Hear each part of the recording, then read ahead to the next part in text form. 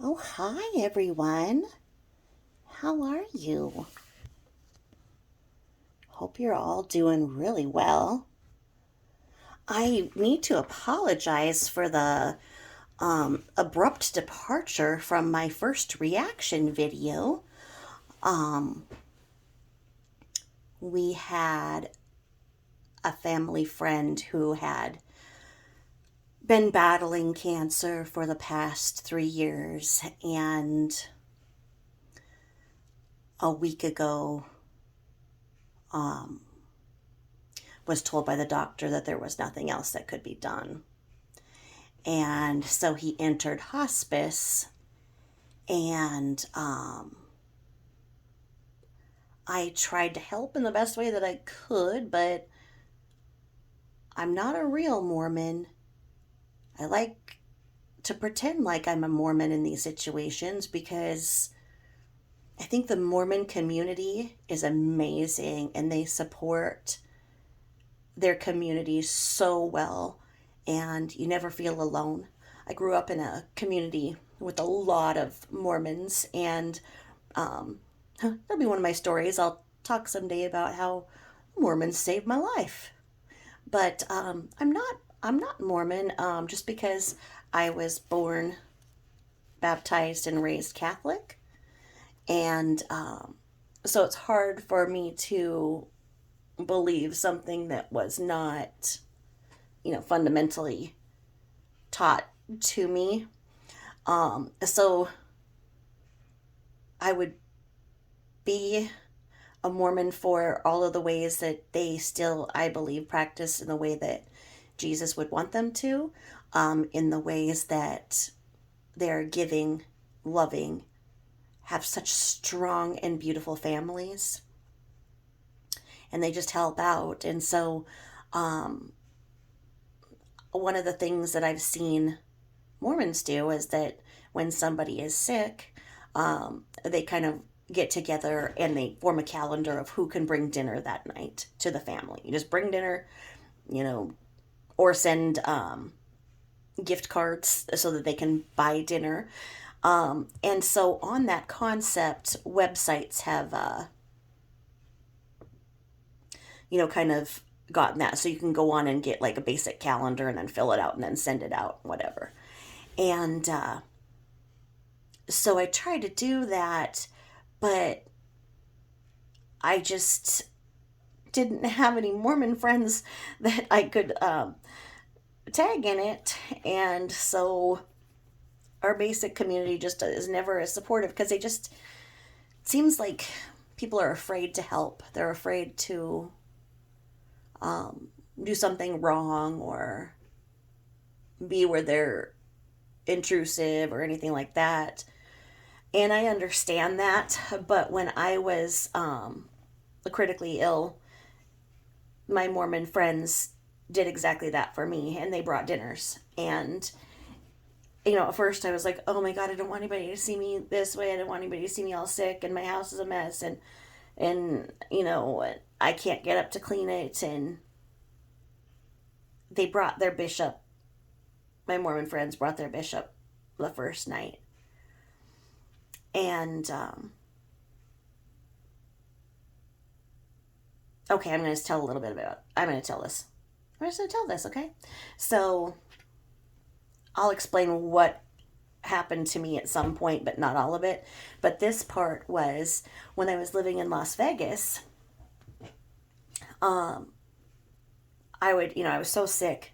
The only thing I could do literally was get in the car when the kids woke up, which was usually around 6 a.m., and drive them to the park. And the parks were beautiful, and most of them had a security guard there. And security guards were usually bored, so I'd just sit there and talk to the security guard, sit at the picnic table, try to stay alive, for my kids. And I'd pack to lunch, so and I'd make those smoothies and stuff. So the kids would just run up to me when they were hungry or thirsty or whatever. And other than that, they'd play all day and run. And they have water parks instead of like pools and stuff down in Vegas. And most of the newer areas are master planned communities. So you'll have like the homes in a gated area. And then the gated areas will have like small parks. And then you can go to the other bigger parks that are maintained by the city, and those are the ones that usually have security guards. And so I'd be sitting there, and usually I'd be chatting with a security guard or something, and then a couple of young guys came up, and they were about the same age as my older sons at that time, so I recognized them as Mormon from growing up around Mormons, and I was like, what are you guys doing? And I just felt for them because I knew they were on a mission, and like I say, they're the same age as my older sons, so I just, really felt for them, and they were away from home, and they just, Vegas can be very, very mean to, I guess any city can be very mean to Mormons, especially Mormon missionaries going door to door. Although there is a huge Mormon concentration there in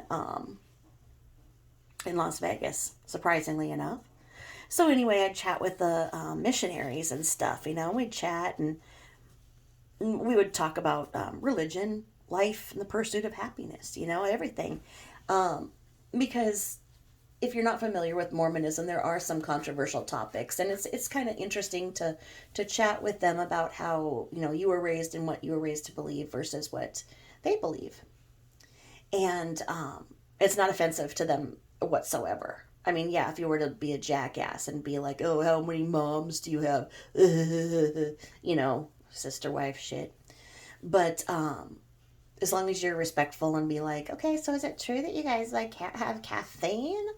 And then they'll explain, how this and that. And you know what? If you look at Mormon families and you see how beautiful, strong, and healthy their children look and their teeth are, and just their height, their proportion, you gotta say, hey, look, not imbibing in substances while you're pregnant during childhood or any other time might be a good thing because they don't. And look at them. I mean, just the most beautiful families. If you're curious, go on Instagram and look for the most beautiful family with several children, and the mom, it's kind of a new thing for the Mormon moms to kind of start their own Instagram pages and get Insta fame because they are actively parenting and do have a lot of good ideas and parenting ideas. Now, some, of course, are bad, but just like in anything. But anyway, so, we'd sit there and chat and whatever, and they started noticing more and more that I wasn't there for a few weeks, and then I'd come back, and they were like, well, what's up, and I really didn't want to talk about it, and I was like, it's like, I've got this infection that won't go away, had problems with kidney stones ever since, that one was born, and he was, 5 then, and, explained I had a nephrostomy then, the infection just wouldn't go away, I thought I was all good, came down here with the perfect plan to start at UNLV, got recruited, started going to college and got so sick in my first week that I could not stay in and, had to put my school back on the back burner, and here I am, and my perfect plan to just be down here for 3 years because they had taken in all of my work that I had done, and I was going to get through my law program that was curtailed towards me with what I had done in the legal world, so that I would graduate with my Juris Doctorate with a specialty in women's studies in 3 years, and then I'd pop back up to where I'm from in Washington State, and it's just a perfect plan, because when you make perfect plans, what happens with perfect plans? That's what happens with perfect plans, okay? So anyway, I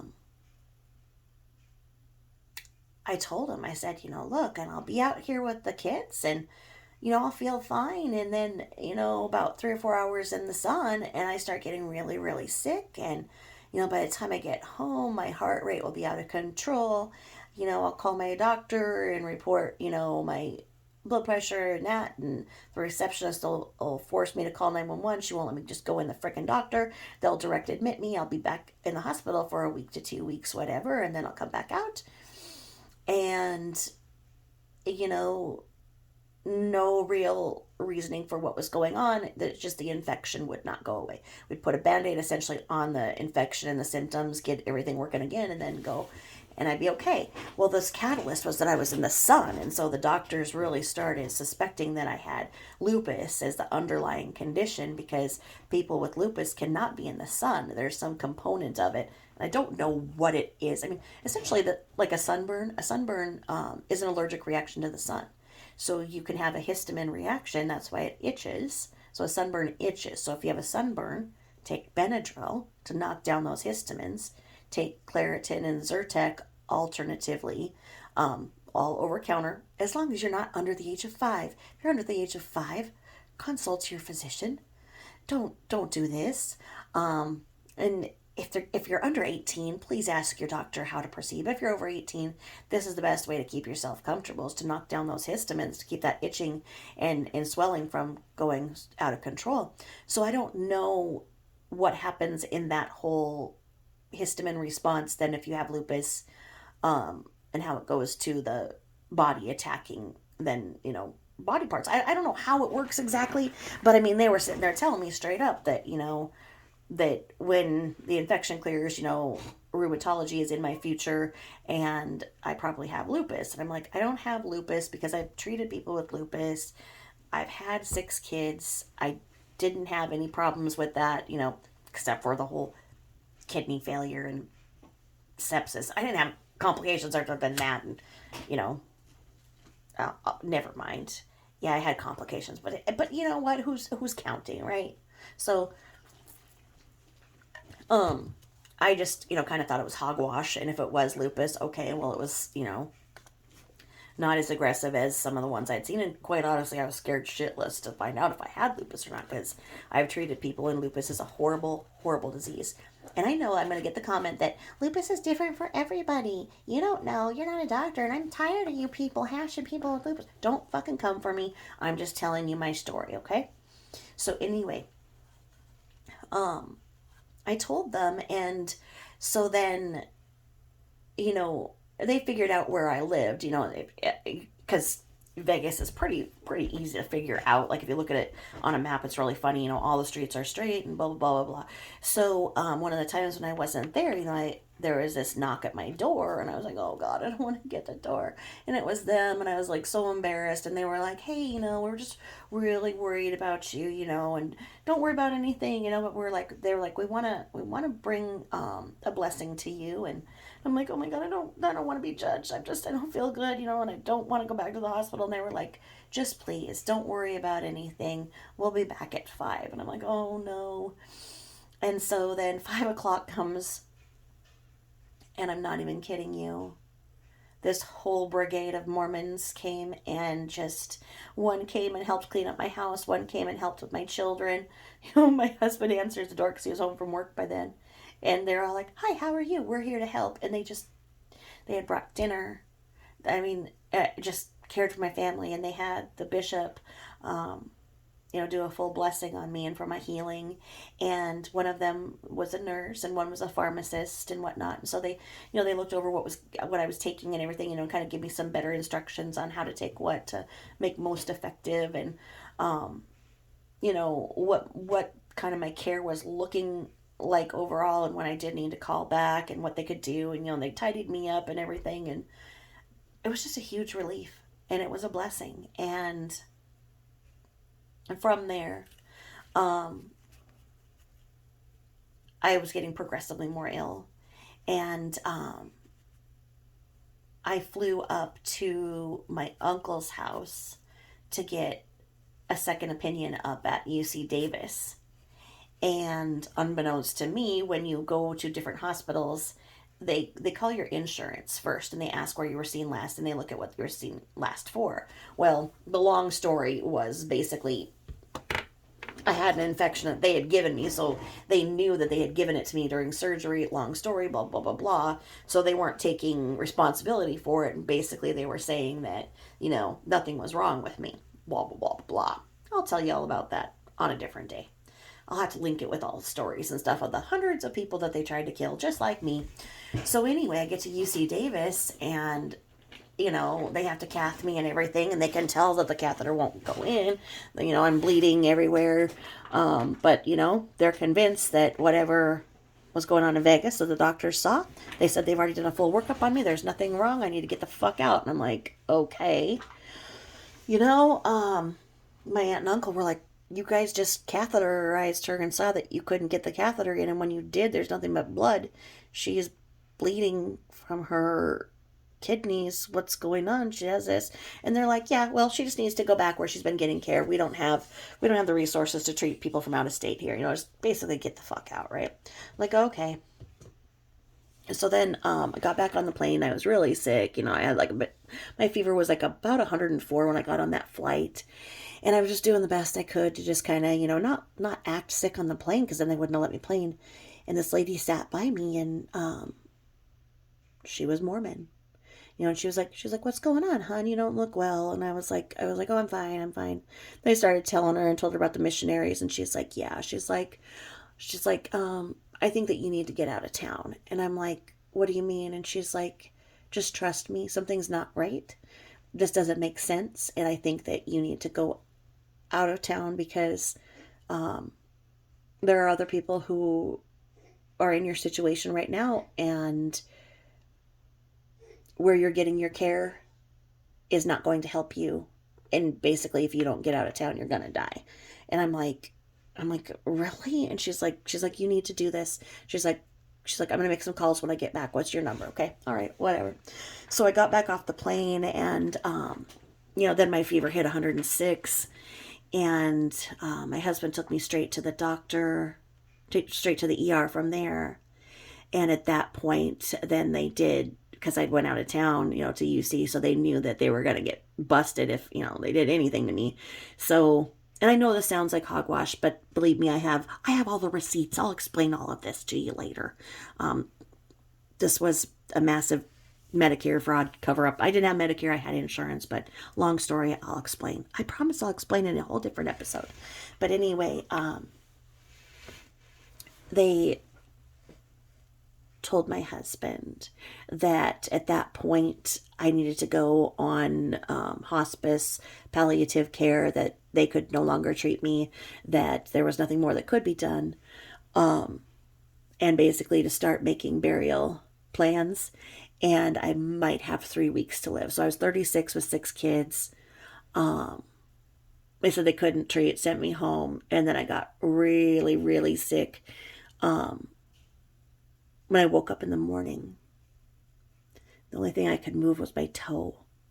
It felt like there was like 400 pounds on me, especially my chest. I couldn't move my left arm. For some reason, my husband stayed home because he had a cold. And my husband is retired Navy. This man never stays home. He stayed home that day. And I was able to move my toe just enough to touch him. And he rolled over. He's like, what's going on? I said, call 911 and get me on the floor.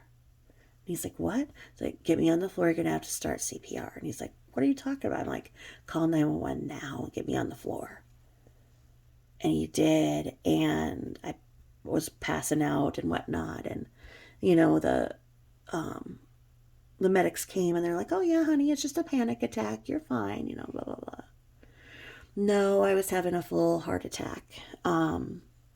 And, you know, it just went in with what they said that, you know, yeah, this is the beginning to the end, and I was dying, and my troponin, there's one that makes you tired after a turkey, and there's one that shows that you had a heart attack. It's either I can't think right now, I'm sorry. I think it was my troponin was really high. So, they told me, you know, that's part of the end. You know, we can't treat. You know, yes, it does appear that you are having a cardiac arrest. And here's your discharge papers. And I'm like, and they were like, you know, do you need to get security? I'm like, no, I'll leave. So I called my doctor, which had sent me basically a cease and desist that he could no longer treat me.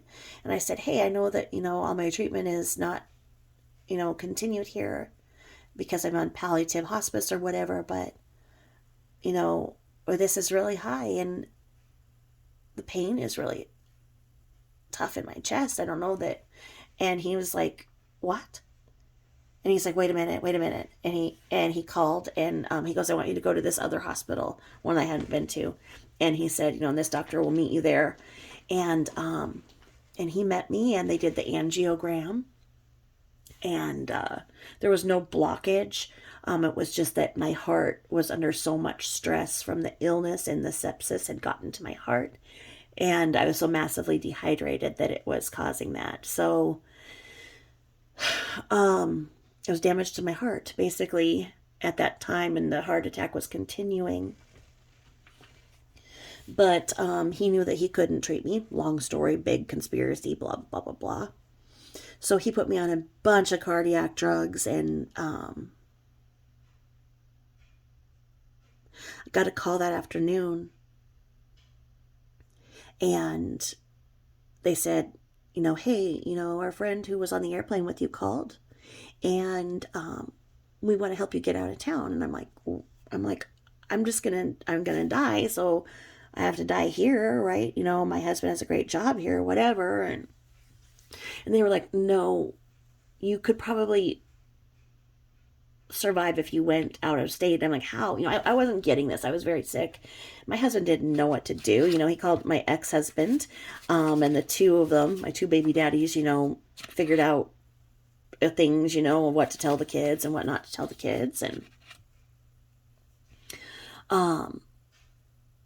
my ex-husband had my three oldest boys still in Washington State, because when I moved down to Vegas, they didn't want to move to Vegas. So my three oldest boys were still in Washington State. And so my husband talked to his employer about this. And my husband is from another state. I have to not say certain details in here because of control. So let me just not name states for right now. So he's from a different state. And so they said, hey, we have another office, and this. We have the other office near, where you were raised and where your parents are. We could do a transfer if you want to move there. It's basically cross country, but, you couldn't start in a week. So your salary really isn't affected. And we were just renting as we had just moved down to Vegas. We've been down in Vegas for I think the 5 months at that point. And so we did. The Mormons packed up everything for us, got us on a moving truck, called the state we were moving to. My husband, was getting all the details and whatnot, and found another house for us to move into. And it was that's another story within itself, I'll tell you someday. So it was basically he could buy this house. It was basically a rent to own situation, blah blah blah blah, put down this much, blah blah blah. So he had that because he was making good money, and he figured that, okay, his parents could help. They were within a couple hours of driving. They could help raise the kids and whatnot. And then it was just between my ex and him of where I was going to be buried, whether back home or in the other state, so either buried by my older kids or younger kids. And we drove cross country. I did my best to stay alive, and I was doing okay. And it was really weird because as we moved, and we were going more northern, the colder weather really started to help me. I started feeling a lot better. My fever wasn't as bad and whatnot. And the cold, the more north I was going, I was better and better and better. And we got there, and my husband took me right to a hospital, and they started kind of working on me, and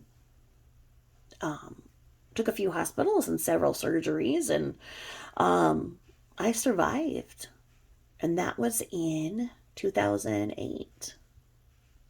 2008 to 2009. So when we moved, literally, there were 25 young, able-bodied Mormon men. And this was like the day after Christmas. They were ready, willing, able, and unloaded everything on the other side of our move. It was below freezing, day after Christmas. and you have 25 able-bodied Mormon men unpacking. I mean, they unloaded everything, and then their wives came and unpacked everything. And then they brought dinners for us. And all I had to do was focus on getting better. So I was in the hospitals, and different ones. One was best for my heart, one was best for my kidneys, one was best for this, and blah, blah, blah, and then surgeries, and blah, blah, blah, blah. So it's a long story, but were my Catholic buddies anywhere to be seen in all of that mess? No. No, who was there for me? The Mormons. And that's that. They will always be there for you no matter what. There is no obligation. And there was no obligation for as much as they helped me. And I'll forever be indebted, and there's nothing I can do to repay them other than, be grateful and thankful and tell other people about how amazing they are. And so I know that, sorry, that was kind of a long story in there. There's so many stories I can tell you. It's all in here. I have all these stories in my head. But anyway, I'm maimed, battered, bruised, but I'm still alive. And I have congestive heart failure. So I had to monitor that, and it really got bad with COVID last year when I had it, which is another old story. But I have my bad days and my good days. I'm still in a lot of chronic pain from everything that happened. And I'm tired. I am so tired. My body survived that which should have killed me, and so it requires a lot of sleep for it. In exchange for living, my body says, okay, you think you can get away with 8 hours like other humans? Fine. We'll just wait till one of these days when you don't have to get up to pee, and you will sleep for 21 hours. And that's that. And I will go for a 21-hour slumber. I'll miss days at a time. It's just what my body has needed to do to heal. That and a lot of Gatorade. I do Powerade, so it doesn't have the sugar. But something really weird is that I can't drink water. Long story in that, I figured out why. But anyway, so water would just make me violently ill. Really odd, right? Well, it makes sense. I'll tell you all about it someday. But anyway, so I wanted to do that for my friends who were in that situation, in that, so I made this and, sent a thing out to my friends and stuff that also knew this family, just to bring dinner or send gift cards, look at this calendar and do this. So pick a night of what you can do. If your family can donate one night of gift cards or one night of dinner. If you're like I did, I was making a pot roast with vegetables. So it's like, okay, well, I thought 2 pot roasts, made 2 pot roasts, so just 2, whatever I made, then I made 2 of. One night we ordered the family pizzas. And so I had just kind of started that for others to do. And it really wasn't picking up because people are not Mormon. I'm telling you, if I was Mormon, that thing would have been filled right out. But my instructions were just, hey, at 5:00 p.m., just put the dinner on the doorstep. Don't ring the bell. Don't knock. Text, because, and then I'll send a message that, hey, hey, the Jones family is bringing you dinner on Thursday night, or what, whatever, so that they would know, hey, these nights are covered. And just leave it on the porch, and then they can get it. Because number one, you don't want somebody on hospice or critically ill to smell food being prepared. It's horrible when you're critically ill and you smell food. When I was critically ill and my husband made bacon one day, he was making it for the kids. And I got up from my deathbed and ran out of the house calling him a motherfucker because the whole house smelled like bacon and it was just making me retch. And so, I ran outside, started retching, just looked like a tweaker. But, I could not go back in that house. I'm like, you motherfucker, it smells like bacon. Yeah, bacon. Yeah. Took years before I could smell bacon again. But, you just don't want to do that to somebody who's on hospice. They don't want to smell the food that they can't enjoy.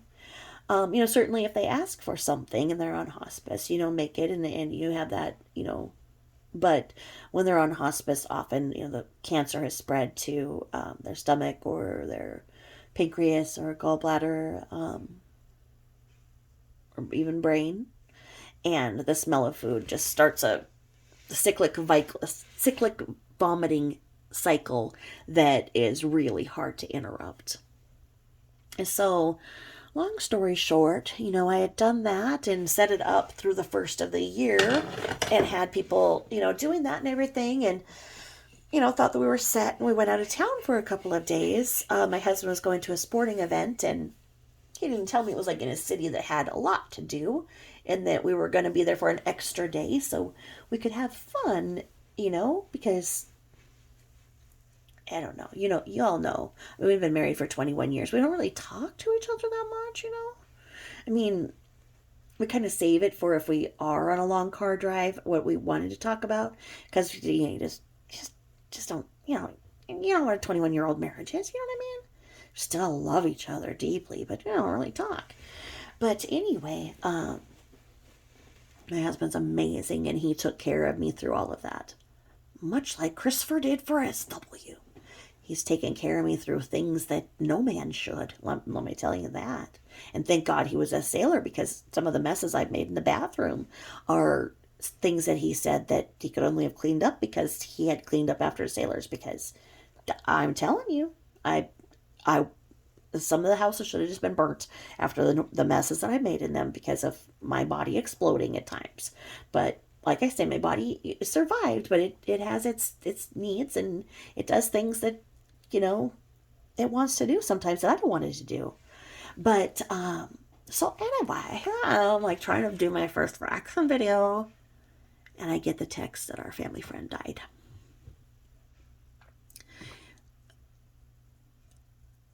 He, like I say, he'd only been in hospice for, it wasn't even a week. I think it was just that 5th day. I think it was the 5-day mark when I got the text. And, I made the dinner calendars for people to sign up for through the 1st. So I got that text, it just kind of came through my phone, and I just hung up.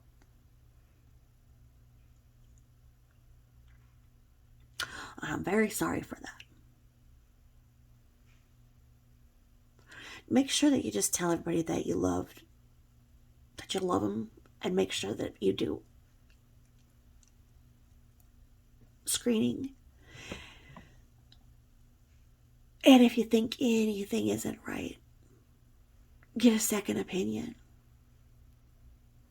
Because cancer doesn't wait until you're 80. Cancer doesn't wait till your kids are ready to let you go. And his kids weren't ready to let him go, and that's what's really hard right now. Really hard.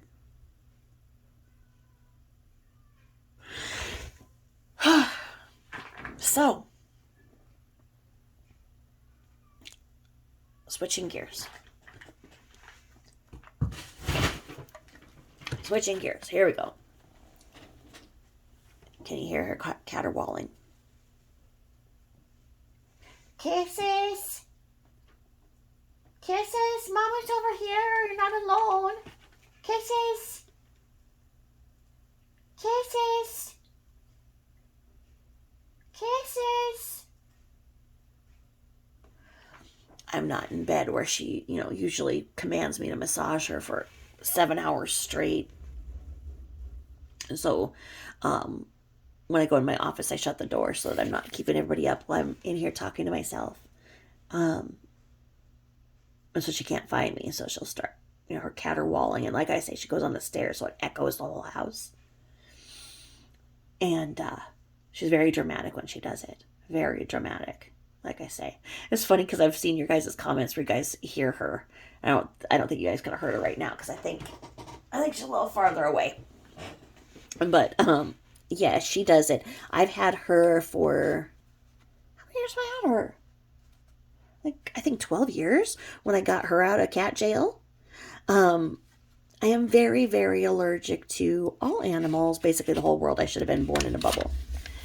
But by happenstance, I found out that I'm not allergic to a certain breed of cat called a Russian blue. A lot of people are not allergic to Russian blues because they lack the enzyme in their saliva that causes most allergies. For example, I would be more allergic to a hairless cat or a sphinx than I would be a Russian blue, because the sphinx still have that in their saliva, and when they groom themselves, their bald selves, then they have that saliva, and I would react to it. So I couldn't have even a sphinx, which I really would. My friend has three sphinx, and oh my god, they're so hideously ugly that they're beautiful.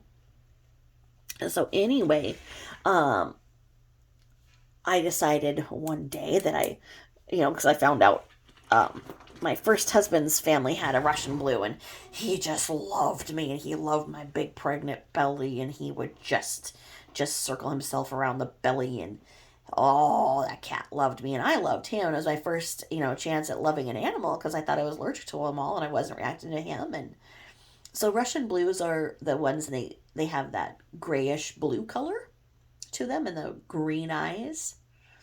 Well, so I started looking for them because you can find them in the shelters, but oftentimes they're not purebred. You're not going to get a purebred, but if you get one that has that dominant gene where they don't have this that stuff in their saliva, and you can find out if you're allergic like me, you can look for a Russian blue, and basically they'll call them like a gray cat, whatever, and you can go and see if they do look like a Russian blue. Look up a Russian blue and look at the things to look for, the five toes, the green eyes. Sometimes they'll have a little tiny patch of white on the back, which is indicative of a Russian blue, but that will get them disqualified for shows and stuff. But they're the most amazing cats. They're more like dogs. They were used in Egyptian tombs to guard. They were guard cats, and then they were brought over accidentally. Well, they were on Russian ships. They were ship cats because they're so good at guarding, and they were given as gifts in Thailand. Hold on, that's another part of the story. Okay, so Russian blues themselves started coming over accidentally on ships, and then so okay, so two of mine are Russian blue. This is a mother-daughter duo. So when I was looking for a cat, Russian blue, turned out the shelter a couple hours away, a fireman had found this mom and dad cat with their five kittens in an abandoned building they were getting ready to demolish. And he rescued them, and he kept them until they could get into the shelter. And so they were in the shelter, and the dad and four of the kittens were spoken for. But the one kitten and the mama were not spoken for because the mama was very aggressive. The whole entire staff was scared shitless of her. They called her Puff because she would, puff up to go and like kill people. She looked like a panther, scared shit out of everybody. But one of her babies got injured trying to get out of a cage, and so the cage got caught on her foot. And so like PETA has these things that when an animal's injured or whatever, they have to be with their mom. So the mom was with the injured baby, and the baby was run to the litter and whatnot, and she was just thought to be special needs and stuff. And asterisk on that, I'll tell you about that too. So I was like, you know what, well, I'll just, because, I have my one son who has, mild cerebral palsy and stuff. It'd be kind of nice, to have a little special needs cat. It won't be, as needy and whatnot. And so I was like, okay, I'll take her. And, I went to go and grab her, and the mama looked at me like, you take this cat, I'm going to kill you. And they were like, you know what? We could throw in the mama, give her to you for half of the cost. And I'm like, oh God, I know my husband didn't want a cat, and he was going to kill me just for bringing one. But two? I'm like, well, okay. So I've got Big Mama and her baby, and the two of them have just ran our household ever since. They are everything. Every single thing we do all day long is just commanded by them. They have raised the children beautifully. They do everything, from waking the kids up to getting them to their showers, to walking them to their backpacks, to watching them come home, getting their snacks, helping them with the homework. They're very, very good nannies, and they're very much more strict than me. And they love my husband because I think, they love the firefighter. So, long story, but the mom, she was scary as shit, went up on the top of the furniture and just scared the shit out of us for 2 days. And then she became this big love, just now she's big, fat, sassy. She's a cat queen. And 3 years ago, I went to the pet store to go and get them food, and there was one that looked just like them when they were young, and he's a boy. And I just could not turn away from him. And so I got him, but he was a little weird. He's not like them. And he's very heavy, whereas they feel like a soft marshmallow. He's very heavy and he behaves more like a monkey. And so we started looking at his features, and they were not the same. And I reacted to him a little more, allergy wise. And it turns out that he is, oh God, my word finding skills. He's a co-rat, Korat. So he is from the monkey family as opposed to the cat family, and very, very telltale. If you look up a co-rat, they're just little monkeys, and he is everything to me, and he is sitting right by me. He is my absolute bodyguard. He gets mad when he thinks it's time for me to go to sleep, and will start commanding me, and he's sitting right here by me. And because if I go to the bathroom or anything, he has to check the space first, act like he has a special spray to put on, and then guard me. He's hilarious. But so he's a co-rat. And co-rats were given to Thai people, Thai royalty, as gifts. And they were given as a set as, a good luck to the marriage to Thai royalty. Well, as the story goes, there were 2 diplomats that came over here from Thailand, and their cats got out. Their co-rats escaped. And so the legend goes that's how we got co-rats here. And so they're just really cool. So those of you who have allergies and whatnot, check out Russian Blues. And then those of you who want a cat who is more like a dog, who's just very, very but I mean, you cannot leave these ones alone. You could never put these kind of cats in a boarding thing on a vacation or anything. I mean, these are family members. You will never have an animal as loyal as these ones. So I have these 3 wild ones in my life. So if you hear those in the background there, they're my world. I'm a cat lady or a monkey lady, one of the two. So anywho, sorry about me babbling there. I'm going to go forth with the story, all right? And I'm going to label this one. You guys ready? You guys ready for this one? This is going to be the bombshell tonight. Bombshell tonight. This one is going to be called, you ready? Queen of the Dirty South. Who was SW before CW? And then, at the end, we're going to close with chapter 6 of our book, Controlling People. And we're getting to the more juicy parts. I'm telling you, it's all going to fit together. You're going to see this, and it's all going to come together. You're going to be better for going to Tabitha Jane's classes. You're going to be good. I'm telling you. Okay? So, hang with me. We got this. We got this. Now, my disclaimer is as follows. And I added this in here too, just so you know. This is basically a fiction channel, okay? Not everything I say is true. Not everything I say can be substantiated. I'm going to tell you it's an 80-20 mix. I'd like to say it's 80% true and 20% false, but you might think that 20% of it is true and 80% of it is false, and that's okay. And I'm not going to tell you which is which. I'd love to be completely forthcoming, but as we know, some of these things cannot be proven. And there is a storytelling component that makes information flow better to get the truth out ultimately. It helps. So, because there are trolls and stalkers in our world, I have to change the names of people. I have to change the names of cities for my protection and those of others. Never go for anybody who I mention or go off with my information as if it is fact, because it may not be. Okay? Now, what I do take seriously is abuse, and you guys know that. And when we do talk about patterns of abuse and whatnot, those are things that I do hope for you to properly identify and be proactive in identifying and reporting abuse in whatever capacity you find it. Further, my channel is for educational and entertainment purposes only. Harder on the entertainment at times. I would like to say I provide a teaching opportunity, and that is indeed for the purposes of preventing child abuse and abuse of any kind for those that no longer have a voice and for those that are not being listened to.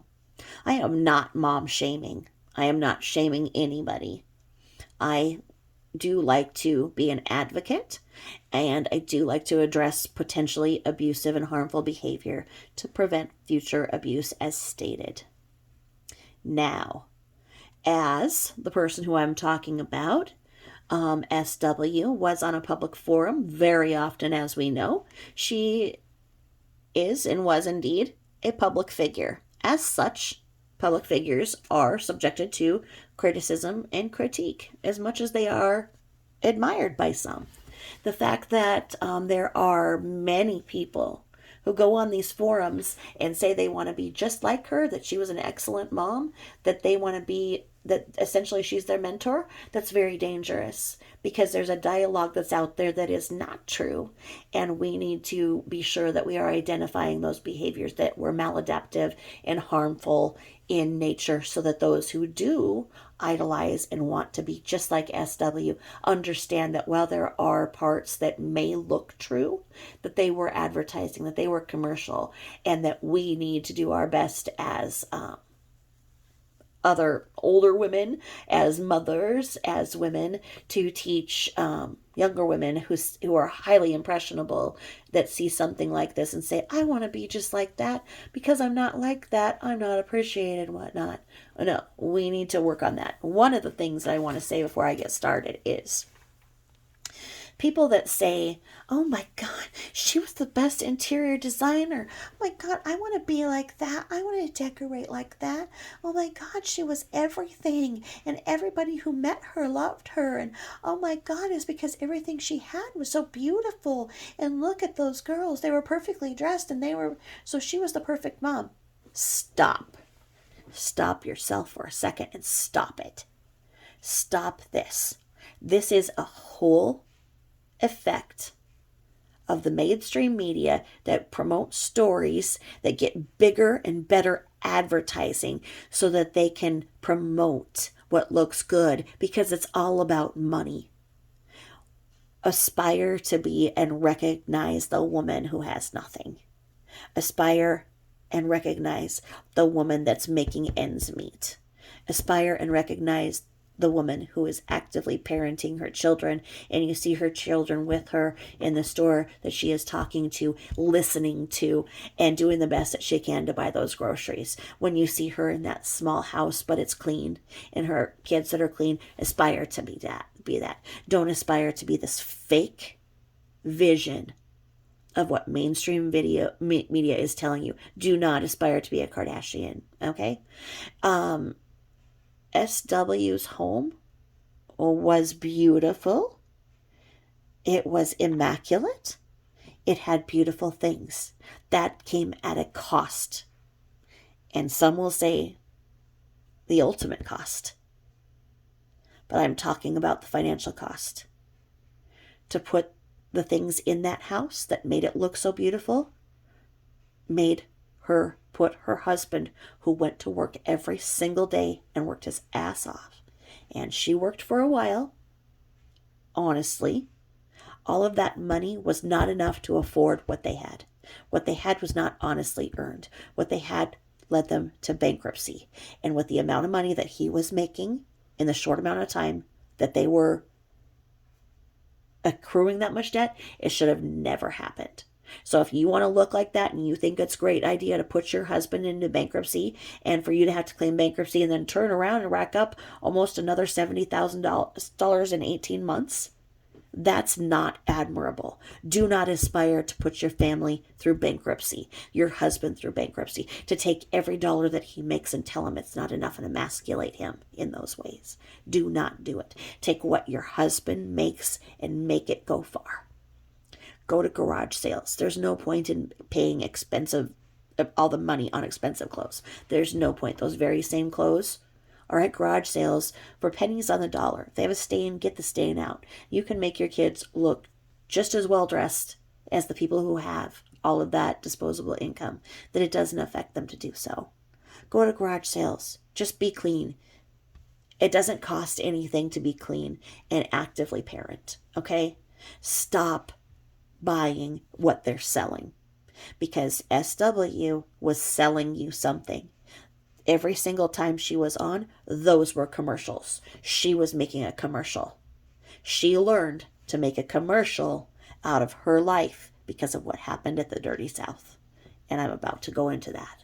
But first of all, I want to tell you another backstory here. I'm going to tell you what happened in my life, and so I can compare it to you. To USW. Okay, so long ago and far away, I told you guys about my grandfather who was killed in a car accident 4 years before I was born in 1968. Now, from that point, my father was never seen sober again. He was 14 when his dad was killed. And, my uncles and my aunts remember seeing him go outside and try to kill himself by bashing his head into the curb. He drank so much beer and everything that night that he didn't feel any pain, and he never felt pain again until near the end of his life. I'll explain that someday too. So he was an alcoholic because of what had happened there. Okay? Now, nonetheless, he was a functional alcoholic, and he was Rico Suave of the day. He ran music clubs, and he was a DJ. Everybody knew him. He was the hot shot. Okay, so he was a hot shot. And my uncles wanted to be like him, They were the little brothers, and, he was everything, He had the strut. I mean, he was Italian. He was the Italian stallion.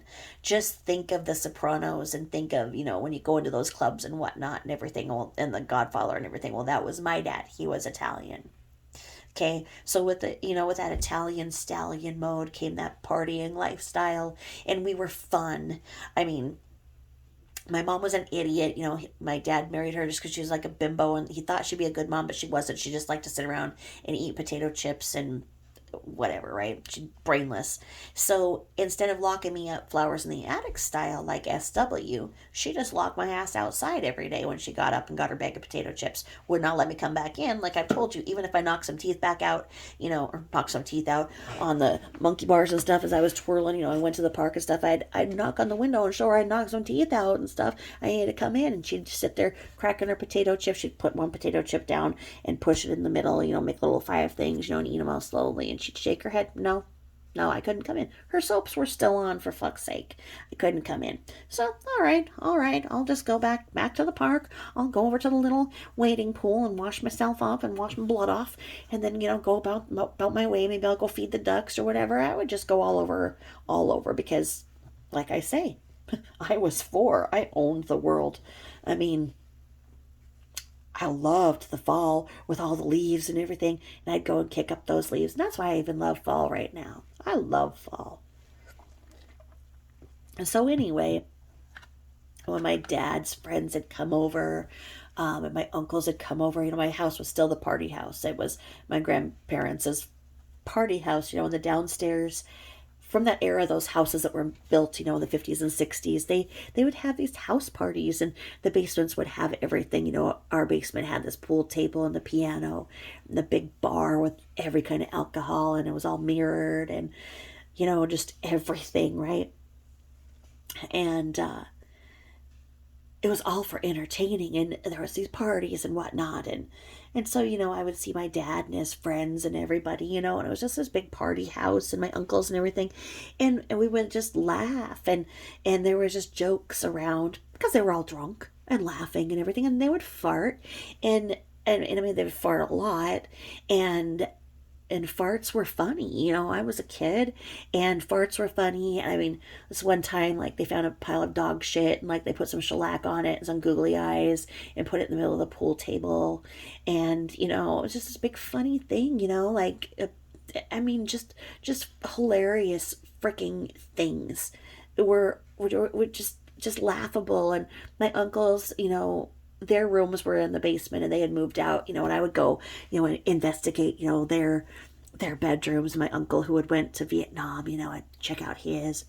I'd find the Playboys. I think I was like almost 5 by then, and I'd seen a lot of shit because I'd find those Playboys and the cigarettes and just everything. I'd go down and just, like I say, I would excavate their rooms and stuff when it was time for me to, be allowed in, because I could usually come in at dark. And then I just go, check out everything. And then I taught myself to read and everything and found all these books and stuff. But I mean, it was just a really fun existence for me being, 4 and 5 and basically, running the world with myself.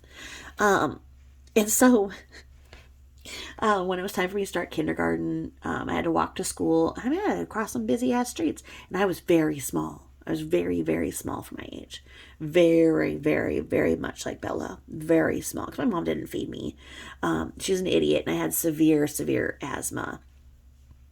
And so, I'd have to go to the emergency room, whatever, quite often when I would turn blue and blah, blah, blah, blah. But anyway, didn't stop my parents from smoking and whatnot, because why would they? They didn't know that the smoking was doing that. So, smoke. I was getting hot boxed in the big, big metal things they called cars back then, the big Chevys and whatnot. But anyway, well, so then, I'm going through, second grade, and I think it was like right about third grade where shit just started hitting the fan, and my dad could not deal with my idiot mom anymore, and by then, my youngest sister was, I think, like, almost 1. Was she almost 1 or just like 6 months? And then my idiot sister, was 3.5 years younger than me. So there's the 3 girls and my mom, the idiot. And I was doing my best to raise my little sisters and whatnot, but, I couldn't take them to the park with me and everything because, I just couldn't lug them around, so then I was allowed to be in the house more because I had to take, care of them. And, but still, it's like, I would just have fun. I'd make mud pies all day. I'd, squash marshmallows, put a little cinnamon and sugar on them, and go and sell those on the corner with my Holly Hobby oven. I had it, lots of little businesses going with them, with my marshmallows and my Holly Hobby oven. But, I learned to ride a bike, and that gave me more freedom. But my dad came home and just started beating the holy living hell out of my mother. Just violently beating her. And we're talking pulling a sewing machine off of its stand, clubbing her in the back of the head with it and everything. I'd jump on the back of my dad and try and pull him off of her, and she was just beaten and bloody, and she took it like a champ every time. And he'd beat her, until he couldn't anymore, and then he'd pass out.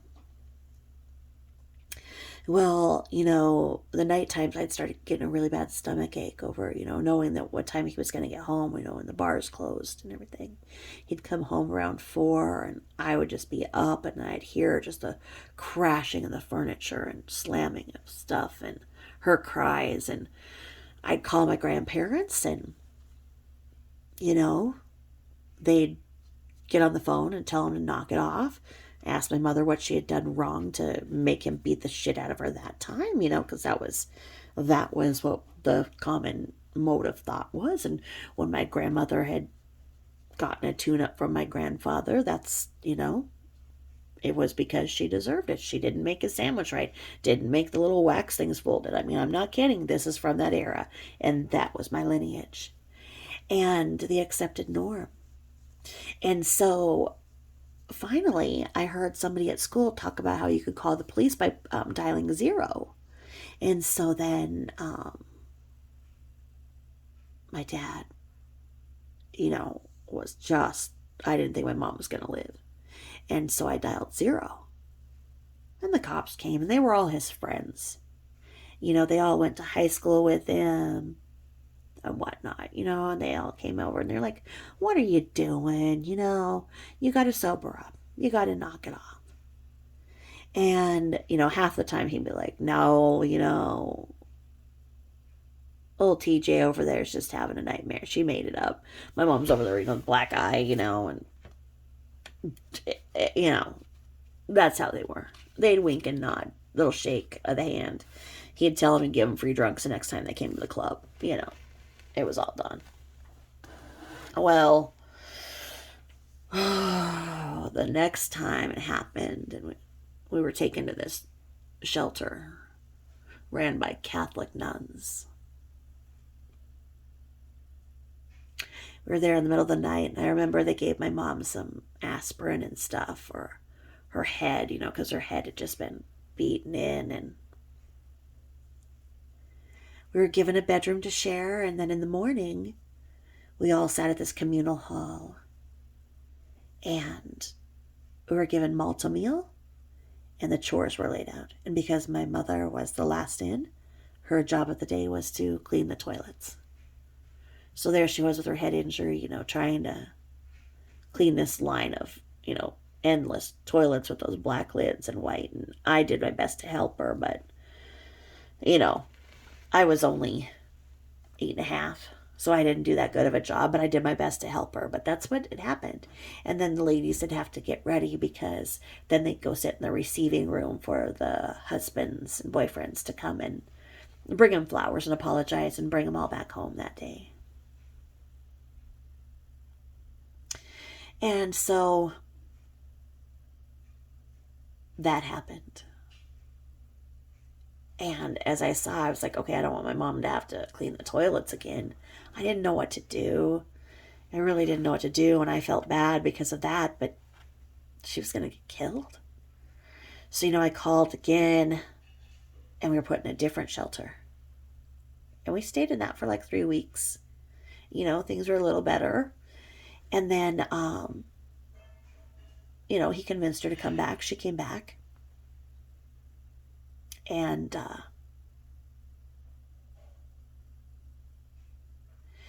happened again. And there was just no way. I mean, she was so bloody. There was no way she was going to live through all of these. And so finally my grandparents took action. And they got us an apartment. They moved us out. And my dad would come after the bars were closed. He found out where we lived, which wasn't hard in a small town, and he'd start beating the doors down. All the people in the apartment were there, and they're like, fuck this, who's this doing this to this? These little girls and this woman, need protection. This isn't going to happen. So the cops on the other side of the town didn't know my dad, and they weren't having it. They were not having it. And they started arresting him, and it was pretty scary. He'd beat the car. He'd beat, the doors, because he was just a really, really aggressive drunk. And so, anywho,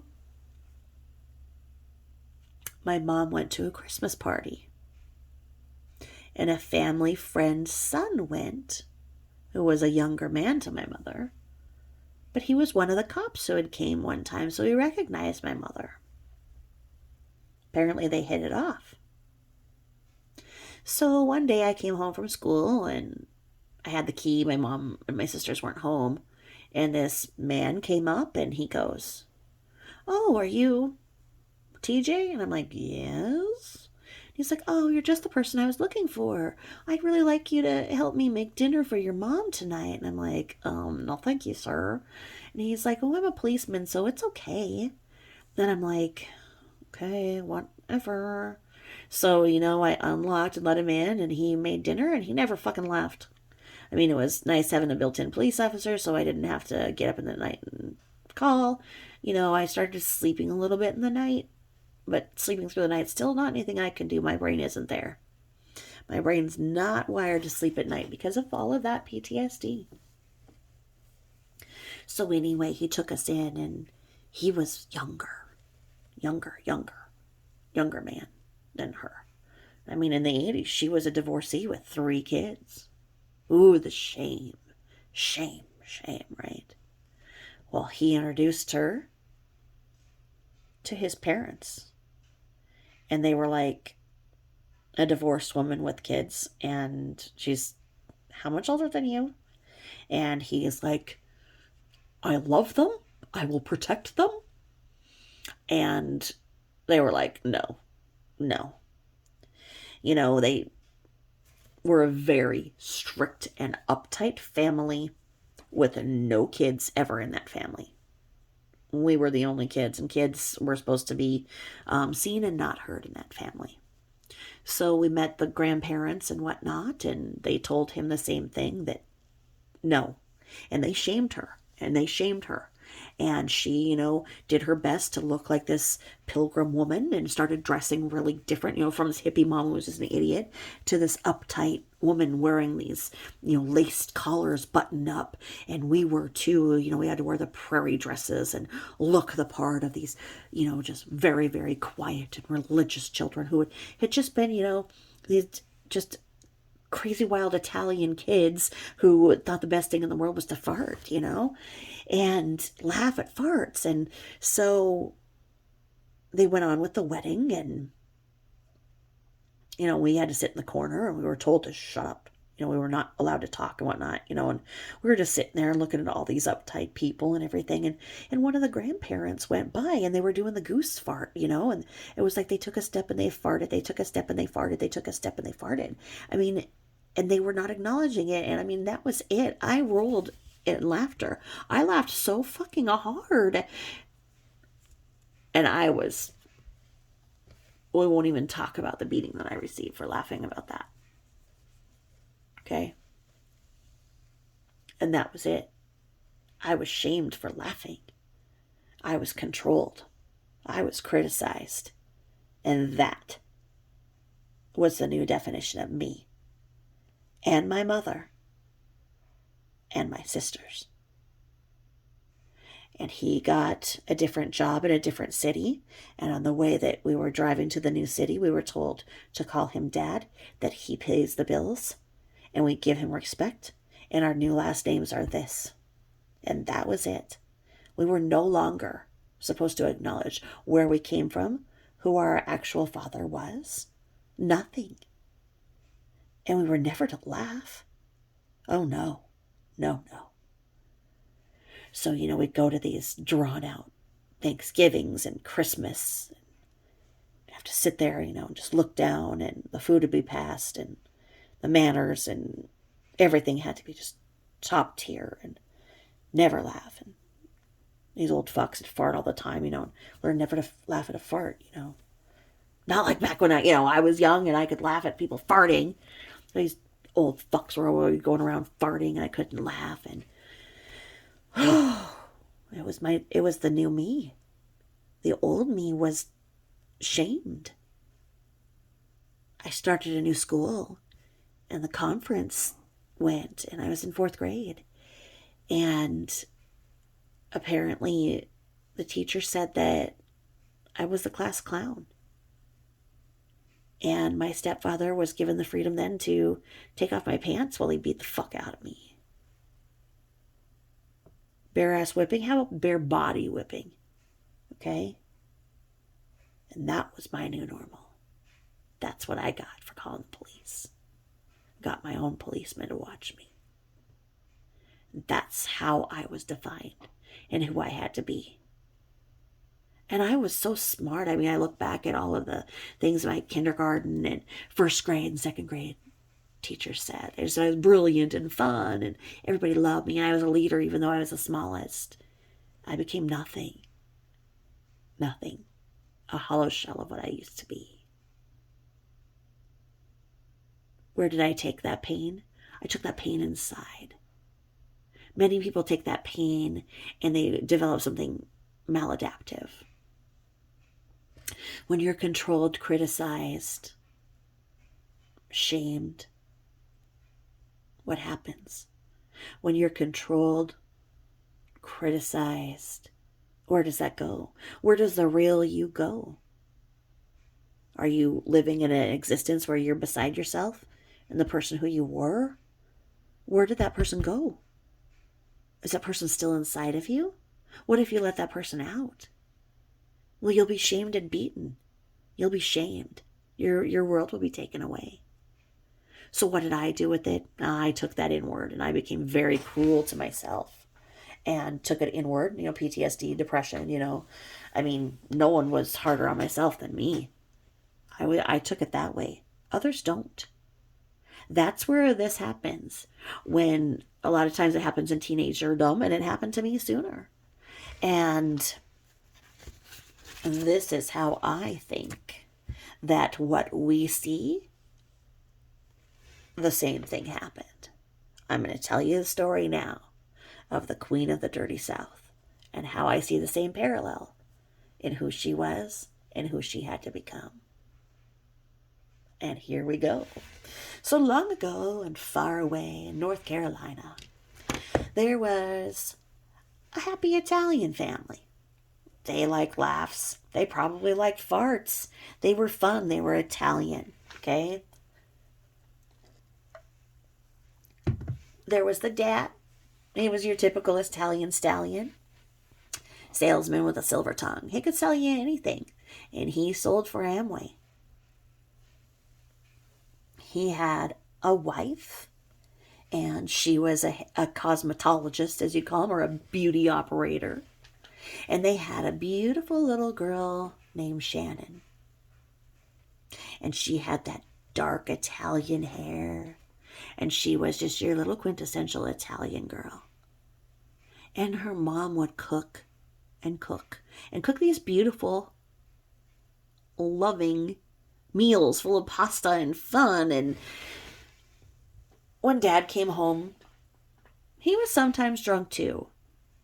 Because he was the Italian stallion and he was a salesman, and with salesmen they drink. That's how they take out their stress, or they did back in the day when there was no problem with driving home drunk after happy hour. Do you all remember happy hour? When after work you'd go and you'd have some drinks with the friends, and then you'd go home and have to deal with the wife and the kids. You'd drive drunk. Yeah, it was the accepted norm. Well, how else were you supposed to get home after happy hour, right?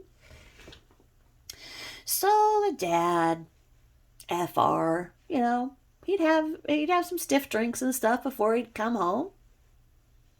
He was selling for Amway, but then he also started working for this place that had pimped out rides and the kind of stuff that not everybody can afford, because it's what you do when you want something extra.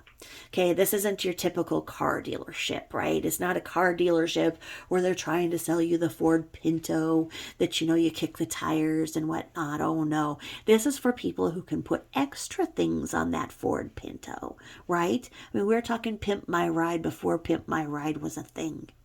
If you wanted something extra, you wanted those wheels, you wanted a fast car, you went down to the Dirty South and you talked to Frank, and he'd get you all hooked up. Okay? Now, FR and his wife had another one. They had the boy. And to an Italian man, the boy is everything. They want the boy. It continues the lifestyle. The name is going to get carried on. You can have your Italian princess, but your Italian princess isn't going to carry on that name. You need a son. And every Italian man needs a boy. He needs that boy. And once he was born, who was that girl? Who was that Italian princess? Huh? Where'd she go? Because the mom and the dad loved the boy. Because the boy fixed the marriage. Those two, the parents, when you drink, you sometimes get angry a little bit more. A little faster. Some things that might not have bothered you as much bother you a lot. And so her parents would argue. And she was a little girl, just as I was a little girl, hearing the parents yell and feeling sick to her stomach.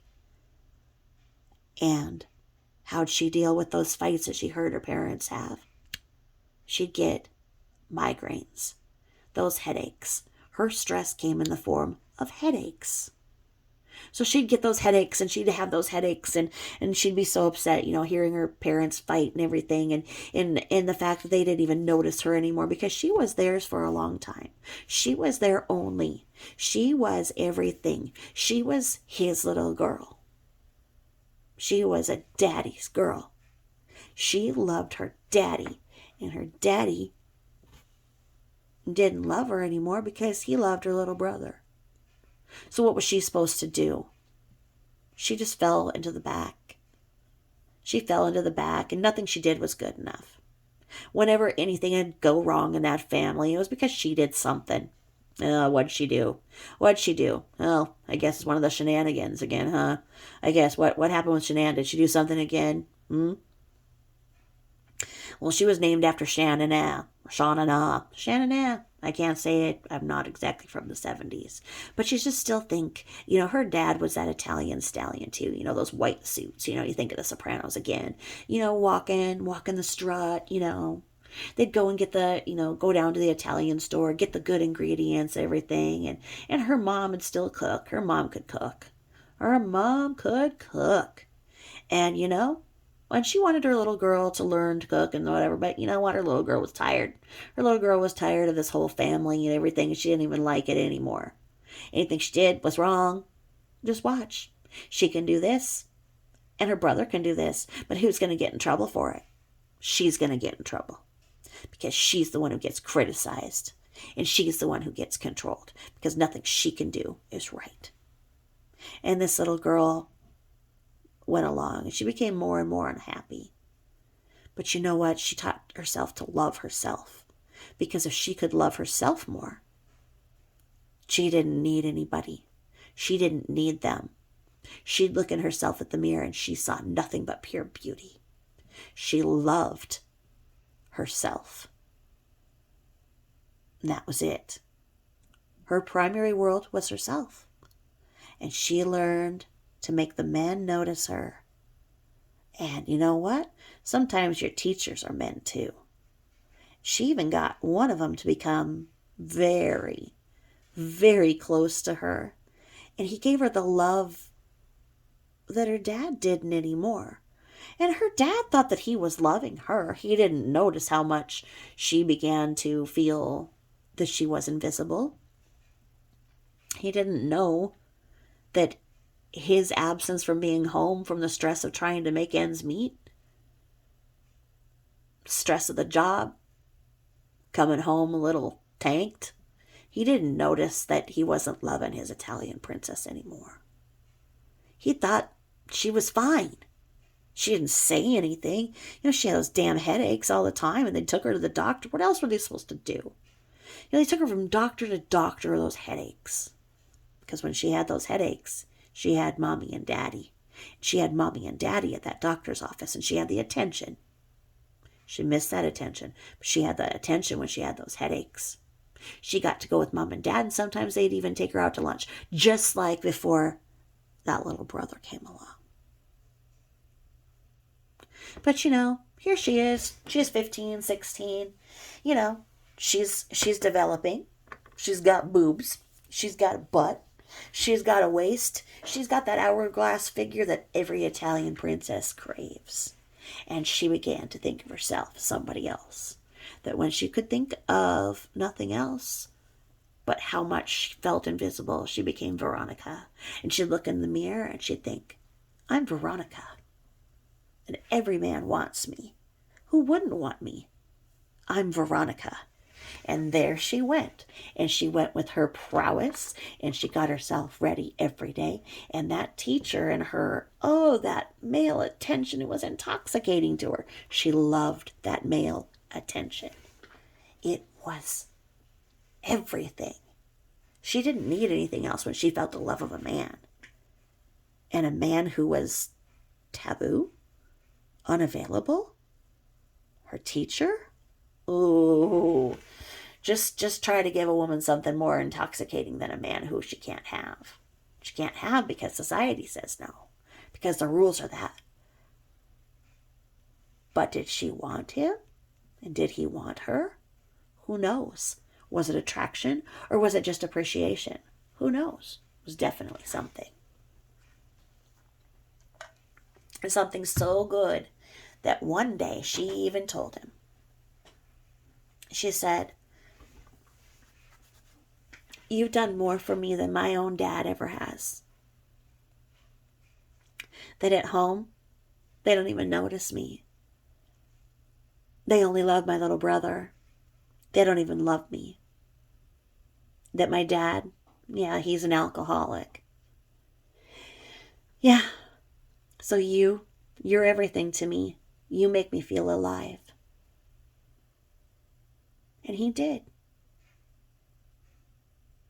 And how far did that relationship go? We don't know. But that's when she got her first taste of what magic was to her. Magic was power over men. That if somebody was going to take the power away from her of being daddy's little princess, she was going to take that power and control it with men, with power, by being feminine. Because once she was daddy's girl, once she was the Italian princess and she was no more, so she needed to be something to men. And she needed to be something that men wanted. She wasn't going to be controlled and criticized and shamed and painted into a corner. She was going to be Veronica. And Veronica, oh, she had that jet black hair. She had that little bubble butt. She highlighted everything she wore. She was the North Carolina Lolita. Oh, yes, she was. And she'd get the men. There wasn't a man she couldn't have. Not at all. She could have any man she wanted. And her and Daddy started doing Amway together because she was old enough to help him with what he was doing on the side. Because he needed a little side hustle because making the ends meet. You know, he worked at this car place and the mom worked at this hair place, but still trying to get money, and she wanted outfits and she wanted things that she couldn't afford and whatnot. But Daddy told her that if he helps her do this, then she could have some of the money and then she could buy some of the things. And with some of the things she could buy, well, that made Veronica feel better. She could get all kinds of cute shoes and she could dress up. She could be hot and she could walk down and she could have that power over any man she wanted. She wasn't invisible when she was Veronica. She was everything. And there she went. She went about her way, being who she wanted to be, and she learned very early how to manipulate, control. If something was going wrong, if she was in trouble, she'd have one of those migraines again. And you know what? When those migraines happened, they excused everything. That she was sick. She didn't feel good. She had a migraine. She can't do this. She didn't do that. She didn't mean to do that. She had one of those damn headaches that she gets. Oh, Mommy and Daddy had to take her to the doctor again. She was everything. They'd go out to lunch. Everything. You know, Junior'd be at school. She was Mommy and Daddy's princess again. But she got to help Daddy with work. And she loved helping Daddy with work. Mm-hmm. Yes, she did. Because that's what happens. When you're controlled, criticized, abused, controlled, criticized, abused, what happens? You either adapt or you maladapt. And I adapted. I began to punish myself. She began to empower herself. When somebody else made her feel less than, oh, fuck them. She went on, she got better, she got stronger, and if they didn't watch it, she'd cut them out of her entire world. And you didn't want to be exiled by her. She had power. She was the it girl. She could do what she wanted to around men. Now, did she have friends? Maybe on the surface. Maybe a little, hey there, how are you doing? No, she didn't have friends. She didn't like females. Why would she like females? They're a competition. She had men. She loved men. She loved men because she loved being Daddy's girl. Now, when you are controlled and criticized, even abused, around the time when you're really trying to form who you are around that age,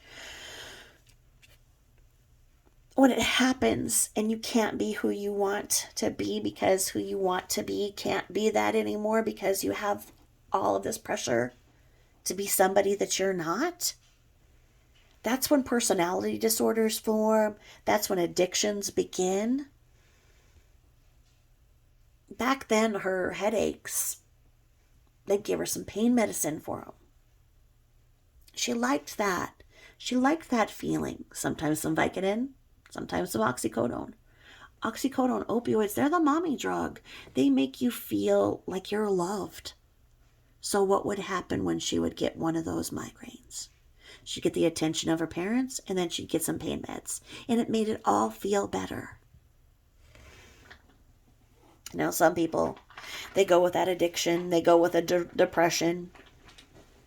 Some get PTSD. Some form a somatoform disorder. Asterisk that. You see, when Shan'nan would get too stressed, it'd come out physically. Get that headache. That headache and get that attention, right? Right? Which would ultimately start getting her those opioids. She liked those opioids. Now, she still was doing the Amway, and she was starting to get really good at doing Amway, and Daddy was impressed. And she would have Daddy back. When her and Daddy would go and do the Amway thing, they were the pair. They didn't need Mom. They didn't need that little shit brother. Well, who was he? He took everything. Things were just fine around here till he came along, right? Yeah. Her parents loved her when she was sick. When she was fine, she didn't exist. They forgot about her. She was fine because she was independent, and him being younger, he just needed his parents. It wasn't his fault that he was preferred, but he was preferred. So when she did Amway, none of that happened. Her and Daddy would go places. They could go out of town. They could be who they wanted to be. And, she could start feeling that male attention. She'd go places with him. They'd go out of town on their little Amway things. There's many pictures, and she was absolutely alive when she was in her sales gig with her dad. She was so happy. And so she had her teacher, she had her daddy, and she loved that feeling. And you know what?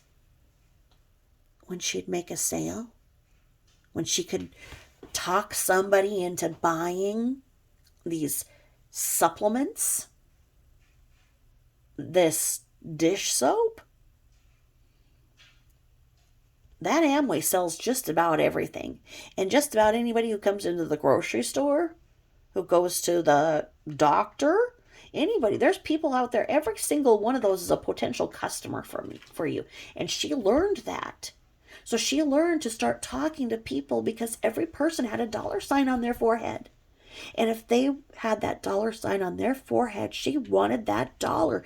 Because if she got that dollar, that made Daddy happy. And when she made Daddy happy, she was everything. Yes, she was. She was Daddy's girl. She made him happy. And she had all the confidence in the world. And she's about ready to graduate from high school and stuff. But who really needs school, When, you've got this teacher who lets you get away with everything. She didn't need a pass for this. She didn't need a pass for that. Her teacher would cover for her. He did everything. Who'd she need? Her classmates, other teachers? Psh, she had this teacher wrapped around her little finger. She loved it. He was the daddy at school, and then she could go with Daddy on the Amway things, and then she started coming to work with Daddy. And the owner of the business just loved the little Italian princess. And he said, we need a babysitter. She's old enough to babysit. FR, do you think that she could come and start babysitting for us? And he's like, yeah, why not? Well, she was the little Lolita, little hot little number coming over, babysitting. High school's over. She's able to be there all the time. It's not just a babysitting job. It's basically a nanny live-in thing. The wife was like, oh, hell no. Oh, hell no, you're not having those little short shorts with your bubble butt and your perfect little waist and your gorgeous black hair. No, Lolita, you're not being in my home. And the owner, we'll just call him H, and his wife started fighting too. And she thought it was funny because she had H wrapped around her little finger too. And she loved it because then she got to be with Daddy because she worked with Daddy's boss.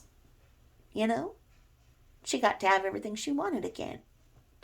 Daddy's boss just adored her, adored her. But that wife was not having it. He was not having her, come around, accidentally wearing a bikini top when she came over because it was too hot, and her short shorts and everything, and no, no. H's wife said no. Well, she got used to having H's money because he was a very generous man.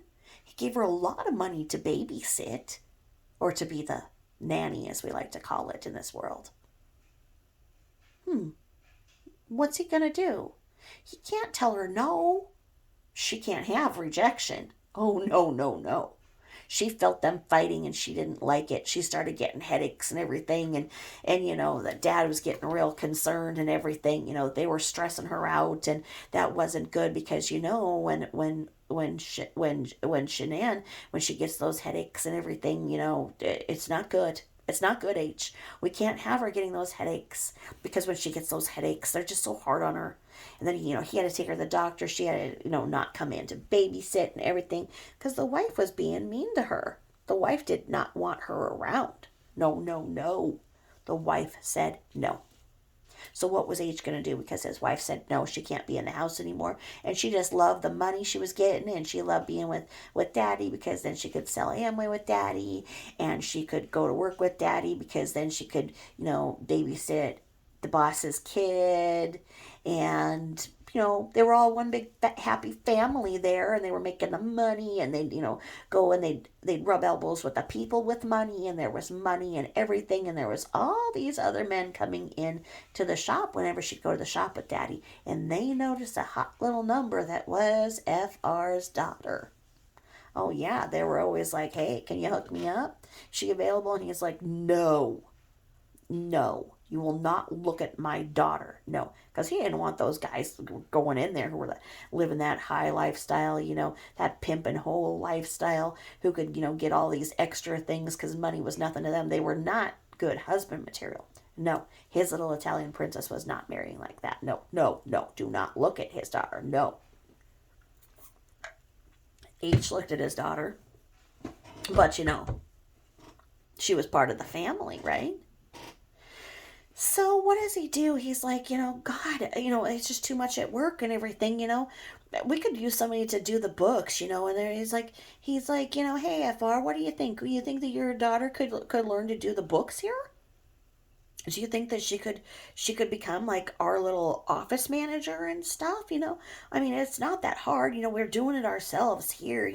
We got a little help here and whatnot, but she could just do the basics and she can learn, right? And FR is like, are you kidding? She's smart as anything. She helps me all the time with my other business, and she's sharp as heck. Yeah, we can get her in here and she can answer phones and everything, and she was happy to do so.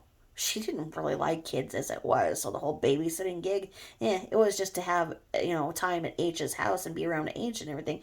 She didn't like the wife either. She was just, bitchy to her, didn't like her, caused problems between her and H and everything, and if she wasn't there, it would be much better. So she decided this would be the optimal thing. She got to work with Daddy and H, see all the men that came in there, and be the hot little office girl. She loved it. It was intoxicating. She was on top of her game. She absolutely loved it. She was happy. Those headaches didn't happen. It was wonderful. She was happy. Yes, indeed. So, what do you think happened? What do you think happened? Well, this man came around. He started dating her. He was a good enough man, and he was a military man. FR approved, and it's all about getting Daddy's approval. So he wasn't like in that living that high lifestyle. He couldn't afford, all this stuff and everything. But he would be a good husband for her. And Leonard was a good man. I mean, he was good enough. There wasn't anything wrong with him. He didn't rock her world, but he'd make a good enough husband.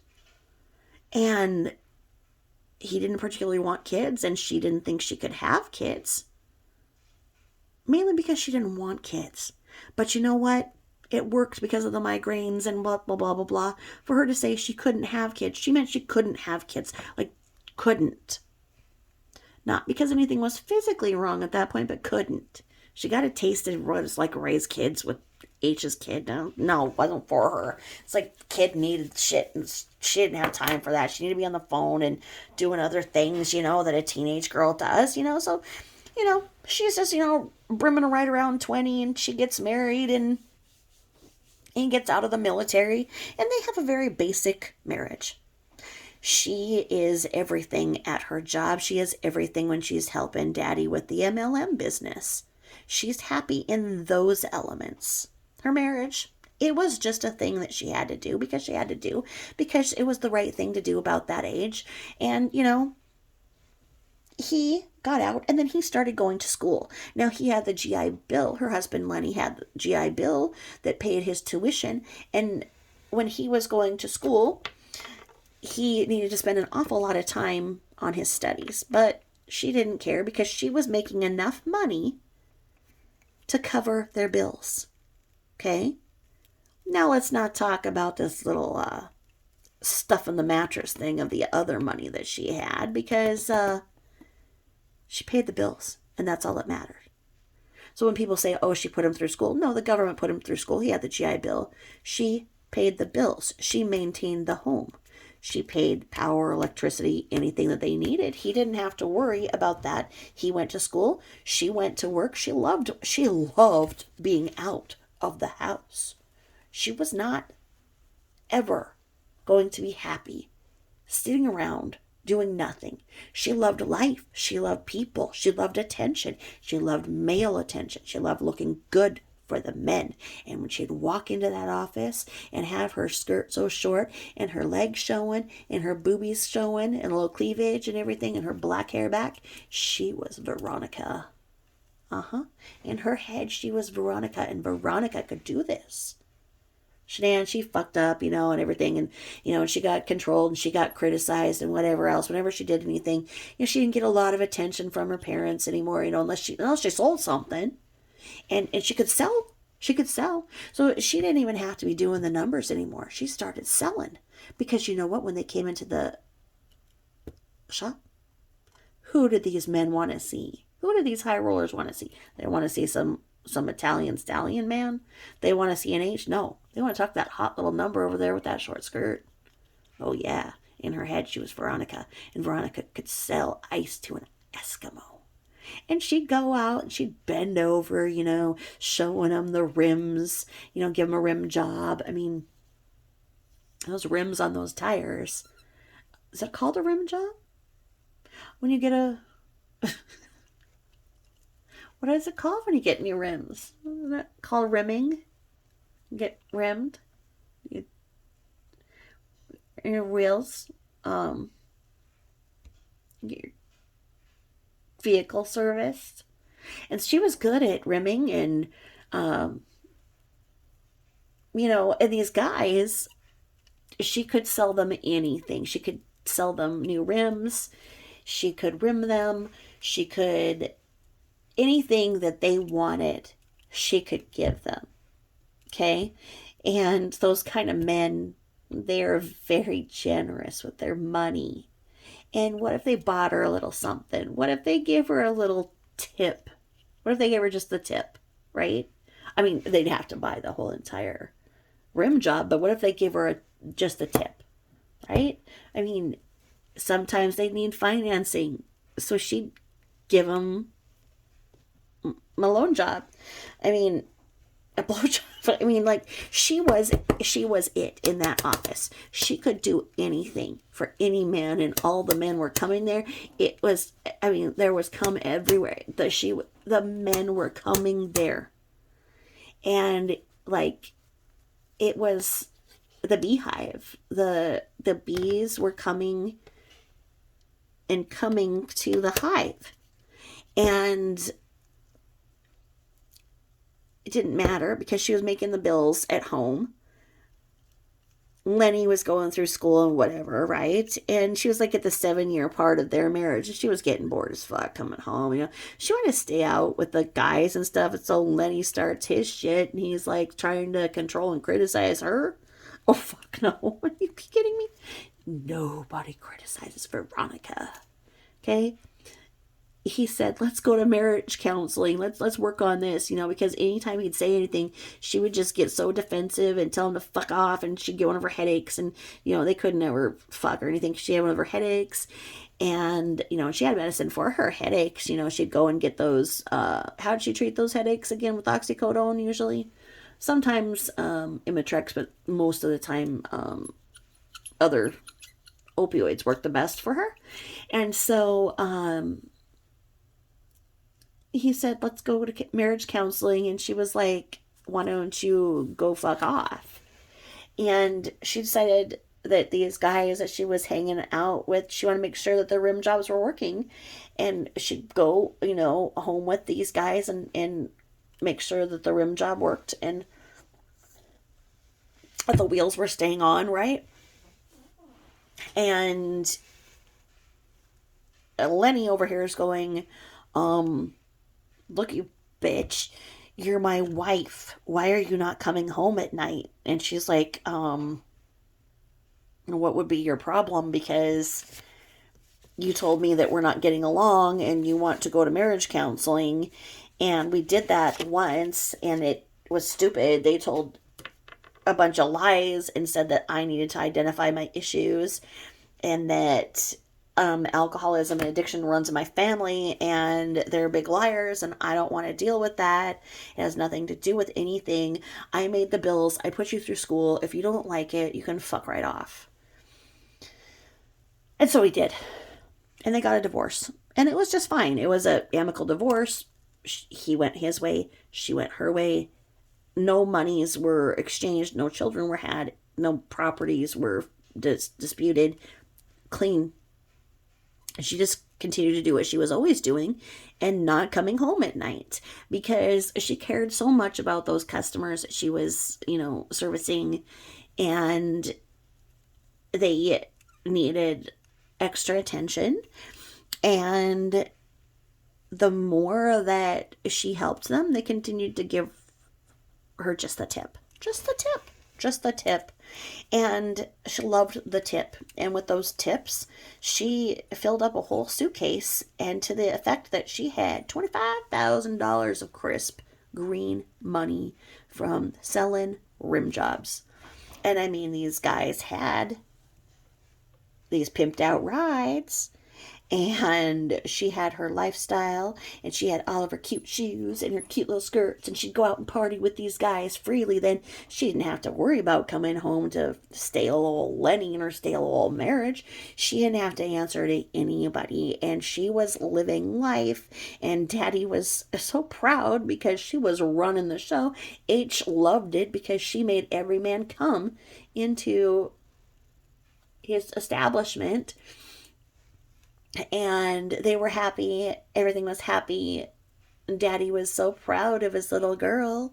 She was, you know, selling everything, and their little side MLM business would do great because the people that she met, she would, you know, sell them that shit too.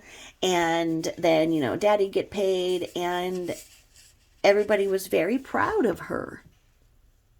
She didn't have headaches anymore. She still needed the medicine for the headaches, but she didn't have the headaches anymore. And she wanted a house. It was time for her to have her own castle because she was Queen of the South.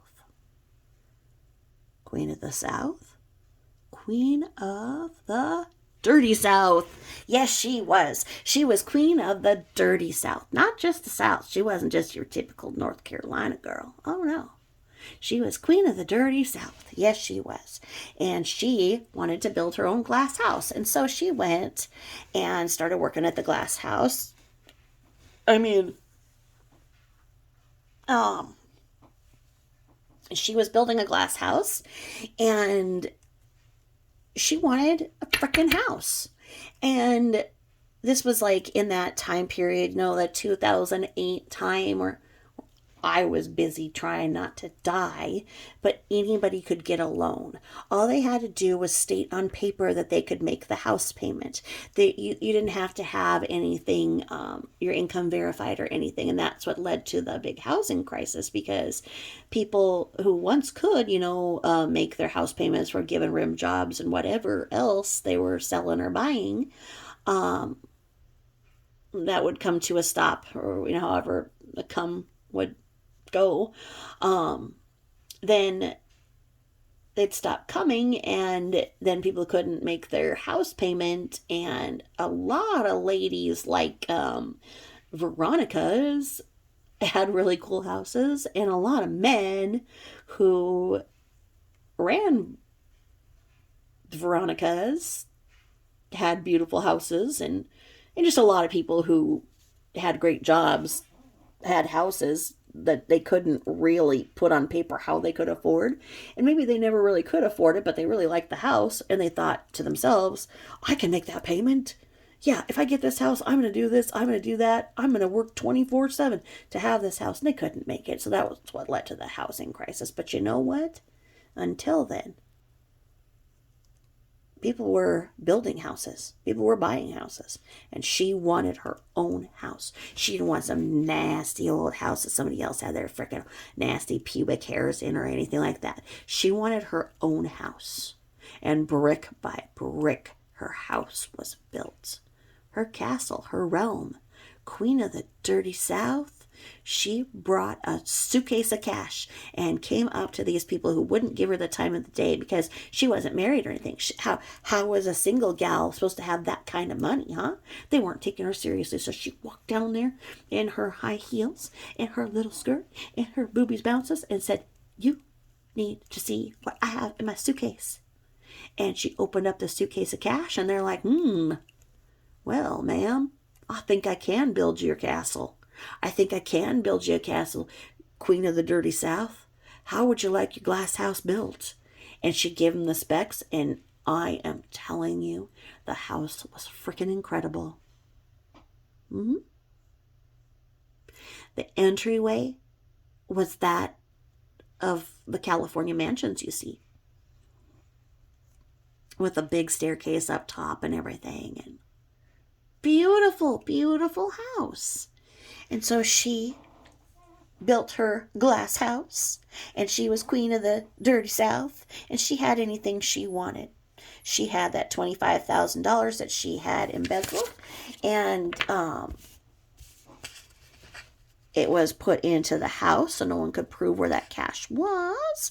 And all of the attention from the friends and family, her parents and everything were like, well, look at her.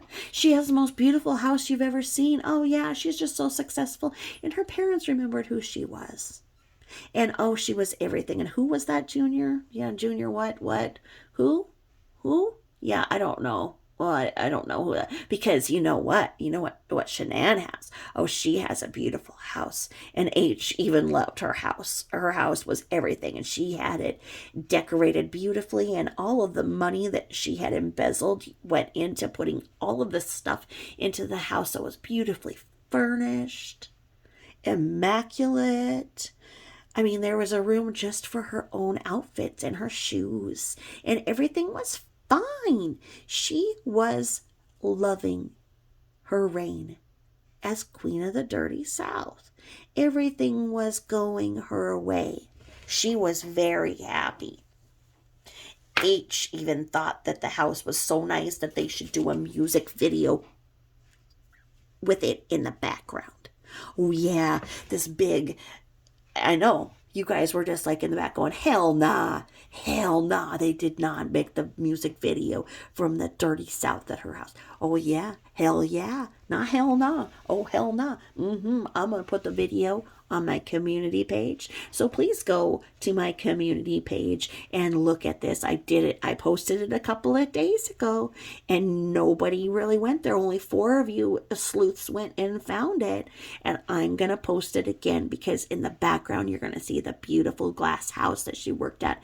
I mean, oh, the brick house that she had built as Queen of the Dirty South.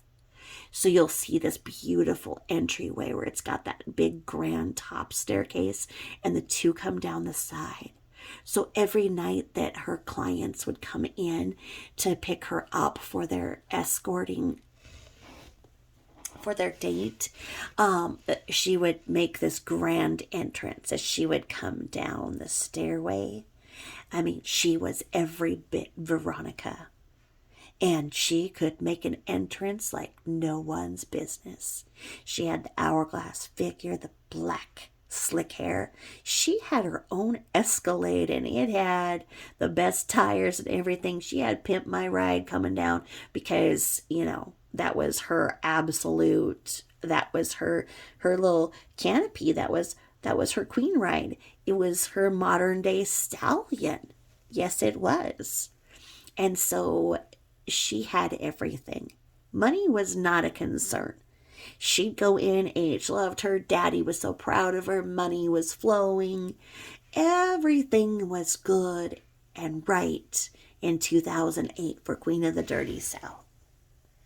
So they had that music video, and just wait till you see it, and it's got butts and hoes and all kinds of stuff. Hell no, hell no, hell no. Hell nah. Hell yeah. Oh yes. Oh yes.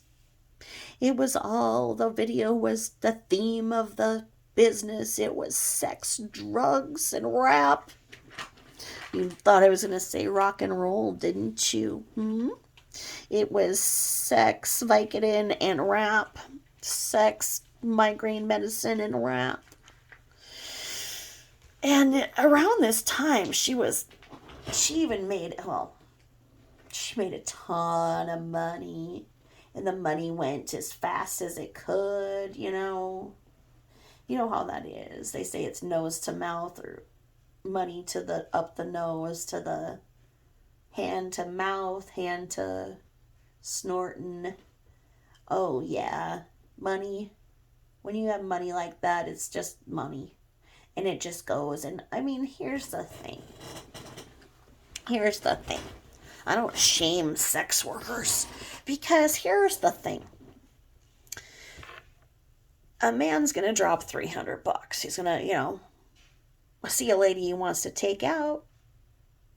He's going to spend this much money on drinks, dinner, everything to woo her. He's going to pay that $300 either way. So why not skip the ride, the drinks, and the dinner, and just give the tip? Give her the tip. Just give her that $300. It's the way she saw things. There's nothing wrong with that. Absolutely nothing wrong with that. I think that it's really crappy that sex workers are not recognized in our society because they have the longest profession known to mankind. It spreads. People spread for happiness. It brings happiness as long as it is 2 consenting adults. Who cares? If, as SW was quoted as saying, she's quoted what was said on Sex and the City, basically that, how does it go? That money is power, and power is sex, and sex and money and power, and so sex is power and money. Something about power and sex and money. She loved the power. She loved the money. She put out a lot of money. But so what? So what if she was? So what if she was escorting her clients to the door when the sale was made? So what if she was? Why should she have to be criticized, controlled, shamed, if that's what she was, if that's what she really was? Like I say, 80% of what I say is true, 20% is bullshit? Or is it 20% of what I say is true and 80% is bullshit when it comes to the story? Who knows? But these are the things that people say. And what does it matter? If she was happy and it was adults, why do we have to act like this didn't exist and that she was somebody she wasn't? Who does that help? Who does that make look like they have clean hands? Ask yourself that. Either way, power, sex, and money was going all over, and they had the big music video and everything was going just fine until she pissed off the wrong person. And she pissed off the wrong person, and basically they made a claim against her that she did not give them credit. That essentially, you know how there's like fair credit, fair debt, blah, blah, blah, blah.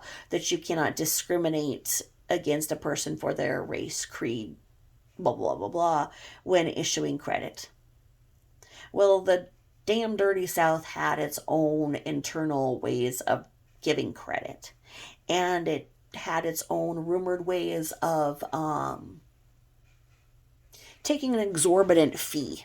So let's say, if this is the way the rumor goes. If they granted the person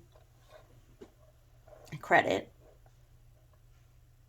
for $2,500, that number would only be known to them. That they would get the $2,500 from the bank. So they get the $2,500, tell the person they only got approved for like $1,500. They'd take that $1,000 off the top. And then the people would come in to make their payments, and they would make the payment set up for what would be a $2,500 payment instead of the $1,500 that they got. Somehow that's the way the story goes and how the alleged embezzlement claims came. But she didn't give credit to somebody, and somebody claimed that it was prejudicial in nature, that there was that it wasn't legal, that he or she was denied. So he or she filed suit. And in the lawsuit, he put her as co-owner with H. She was not co-owner of it. She was just queen of the fucking place. I mean, she ran that place. And she ran the glass house that she lived in. Because she was everything. She was Veronica. God damn it. She was Veronica. She was the North Carolina Lolita. She was queen of the dirty South. So anyway, this suit comes up, and it's a civil suit in nature. Okay, so when you don't grant somebody credit and they can prove it, was against the violations of the Fair Debt Collecting. Oh gosh, I can't even speak tonight. I'm sorry. So like there's the Fair Credit Reporting Act, and then there are equal kind of laws there. The Fair Debt Reporting Acts, like fair debt. There are rules about, when creditors can call you and whatnot, blah, blah, blah, debt collectors, blah, blah, blah. There's also rules about how and when. So either they committed, it's hard to tell. I can't really tell what they did, because it looks like they didn't grant credit, which would be, it would be a civil suit. People say that that's a criminal, blah, blah, blah. So no, it would be a civil suit. So they would have gotten an attorney who would have filed suit and tried to get a sum out of the dirty South. So in order to get rid of that lawsuit, they would have had to pay, because that's a civil suit. Okay. So now this was the kiss of death. Whoever this was that brought this civil suit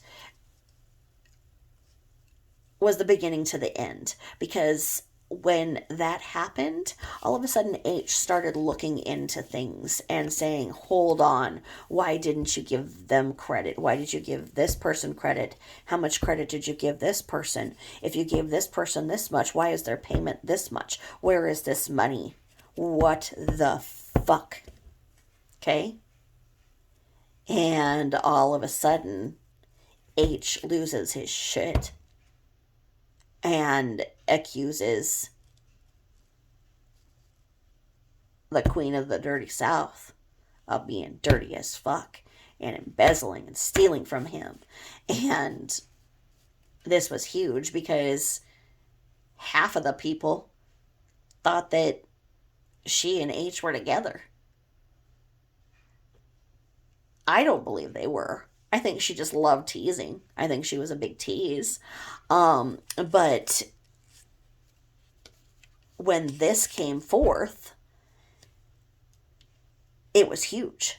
Now, embezzling is of the criminal world.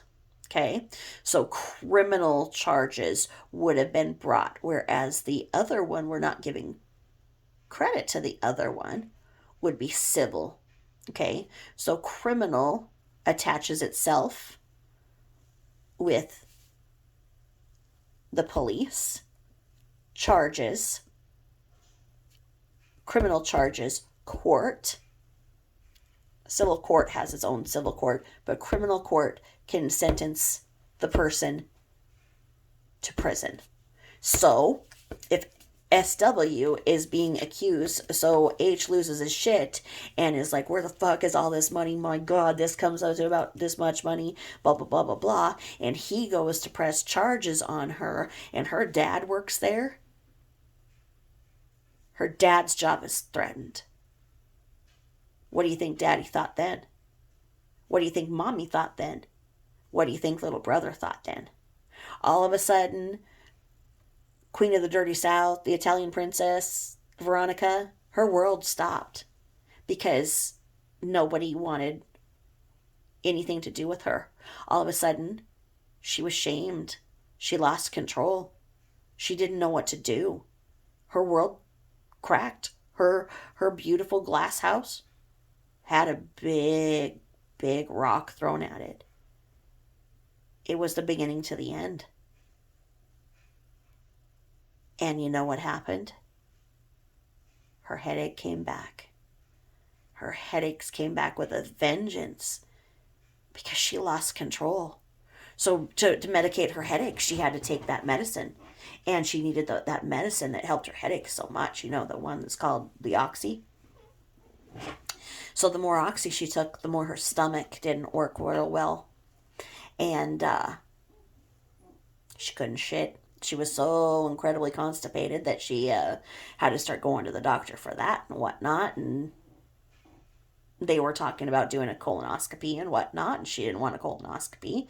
But the doctor also didn't know how much medicine she was taking for her migraines because she wasn't getting the medicine from a doctor, let's say. So there's no record of how much she's getting. So her stomach's all messed up. Her head's all messed up. She's under so much stress. She doesn't know what to do because it's just the same as when she didn't have the love of her dad anymore, and she was not their favorite, and she had to learn to love herself, and she became a narcissist because she loved herself more than anybody could. Because when she didn't feel that love that she loved and craved so much from men, her daddy, she learned to love herself, and she developed a narcissistic personality disorder. Oh, yes, she did. And she learned not to cope at all. When she couldn't cope, she shut down, and she said she had a headache. Her head literally hurt from stress, right? Well, who's going to come at her with criminal charges when she's so sick? Who's going to come after a sick woman? Every time the heat came on to this woman, this child, this little girl, she claimed she was sick. Because when she was sick, people forgot about what she did. They didn't have anger towards her. How could they have anger towards her? How could they hold her accountable for her actions if she was sick? So you know what? She was so sick. She called in sick every day at work. She just could not even go into work because she had the headache and she had the stomach ache and everything. And how could he come after her with criminal charges and everything? She was so sick. And you know, and her dad, you know, was believing that too. Because then he wasn't mad at her, because how could he be mad at her? Because she was so sick. She was sick. She had these headaches as a child, and he remembered that, you know. And the mom, well, yeah, you know, she's got the headaches again, and her stomach is all messed up, and you know how her stomach gets all messed up when she has to take that medicine for her headaches. And you know, and so, gosh, you know, she was so constipated, she was having these terrible stomach aches and everything. And you know, so she, you know, she had to go to this GI doctor and everything. And you know, those health challenges, they came up. She felt alone. Her dad only started caring when she said she was sick again. Her entire realm turned against her. She could not walk into her workplace anymore like she was the queen. The queen had been dethroned. She lost control. How did she lose control? What happened? What happened? How did she lose control? She knew what she did, but she didn't see anything wrong with it. She was just partying like all the men. She was partying with the men. Daddy was happy. Everybody was happy. There was all this money coming in because she made it happen. She made money come in for the MLMs, and Daddy was happy, and they had their little daddy and daughter happiness. Every man came in there asking for her. She made all this money. H loved her. Everything was fine. Everything was great. She was the queen of the dirty South, and she was done. She didn't know what to do. Her stomach hurt. Her head hurt. She'd go into the office maybe once a week. Everybody had their head down. They couldn't look at her. Shame. She felt nothing but shame. She knew what that shameful feeling felt like. She knew it. She felt lonely. She felt ignored. She felt replaced. She called in sick, called in sick. Oh, yeah, but every time H would get mad, he'd call her up and he'd say that he was going to the police, and he was going to the police, and her dad was like, don't go to the police. Don't go to the police. Just let her leave. Just let her leave. Just she's not going to take another dollar. She didn't do this. She didn't do this. Just move forward. We'll make more money. We'll do this. We'll fix this. And H was like, she stole from me. She stole from me. And he's like, no. It was a misunderstanding. And the money wasn't coming into the workplace because people knew. People knew that they'd been scammed. They knew that this was a scuzzy place that stole money from people. That there was this chick in there, who was dirty as fuck, and she was queen of the dirty South. And you could get anything you wanted out of her as long as you paid. And no one looked. Until one person looked, and then they all looked. She didn't know what to do. She didn't put any of that money away. The days of her putting money in the suitcase and stuff on the mattress and everything so old Lenny wouldn't figure out what was going on are over. She'd been living the high life. She'd been partying. She'd been having so much fun. She was alive when she was partying. She was alive when she was out with the other adults who had money. She had money. You know, she was right there with all of them. She was queen of the dirty South. What was she going to do? What was she going to do?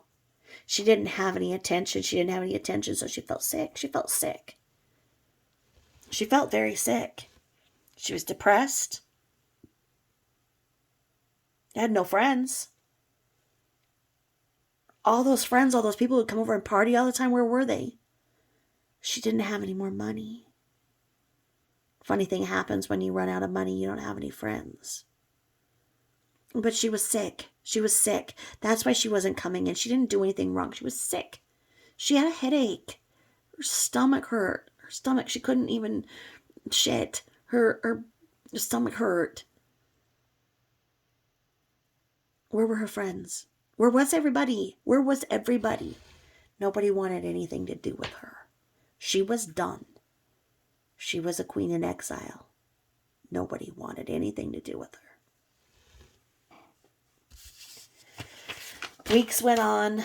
She'd been in her beautiful, beautiful house for about 8 months at that time. She couldn't make the payment. She couldn't make her house payment. She's getting more and more depressed. Doesn't know what to do. Her own parents don't even want to look at her. They're asking her questions. They've got shame in their eyes. Oh, they loved her when she had her big house and everybody loved her. Oh, yeah, but where are they now? They're not backing her. They're not saying it's lies. They're taking H's side. She was tired. She was depressed. She was sick. She was an addict. The more that she didn't feel good, the more pills she took, the more she couldn't shit. Her stomach hurt. Queen in exile. Fell on her own shards of glass from that glass house she built. Was she facing prison? Was H going to go through with it? Was he going to go? Was her dad not going to be able to stop him? Was her dad not going to be strong enough? Was her dad not going to stand in there for her? You know, she only got the job there because he wanted her to work there. No, she was mad at daddy. Mad at H. She could have just been his babysitter if his wife wasn't so dumb. Everything was fine, but the wife had to say that, and then she's the one, you know, it's her fault. It's his fault. It's certainly not her fault.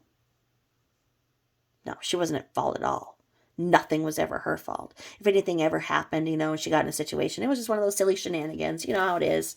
She does this and she does that. That's just her. She's quirky. She has shenanigans. She's like, what if my dad loses his job? What if my dad loses his job because my mom keeps calling and screaming at me and saying Dad's going to lose his job because of what I did, but I didn't do it. I didn't mean to do it. But she didn't have any money, and so she went to her parents and asked them for money. They didn't have any money. They didn't have any money to lend her. They were just a working class family. Her dad earned his money honestly. From the MLM and from the job. Mom, well, she worked an honest day on her feet for 8 hours a day. Came home, cooked. They didn't have enough money to give her to make that exorbitant house payment on that big, beautiful house that she bought that she couldn't afford if she was making an honest living at all. So what did she do? What did she do? These health challenges were getting worse. She didn't know what to do. She did not know what to do. What could she do? Right? I mean, this turned into a full somatoform disorder, and sometimes this happens, you know, when you're controlled, criticized, shamed, forgotten about. Who knows, right? A somatoform disorder is defined as a mental condition, in fact, and it causes a person to experience physical bodily symptoms in response to psychological stress. In other words, let's rubber stamp that with health challenges. Okay? Now, somatoform disorders, that's where a jackass of a doctor will be like, it's all in your head. But you know what? People can actually go blind. They can go deaf. They can have all of these things. These things actually honestly go on and can cause major things. But because they stem from a person who has a defined mental disorder, they're not seen as you just coming up with this biologically. And it's bullshit. Because your mind and your body are intrinsically connected. And so her somatoform disorder should have and could have been treated much better than it was. It could have been identified that every time the heat came on, instead of her taking accountability for her actions, She feigned illness. She feigned the headaches. The headaches gave her the medicine that gave her the feeling of euphoria. That's how you create an addict. That's how you create a narcissist. And so well, it looks like how mainstream media wants to put it, that she came from this perfect family and her parents loved her so much. They may have loved her, but they did not see what was going on. They did not see it. And a lot of parents don't see it. And there's not anything wrong with not being able to identify how and when a mental disorder happens.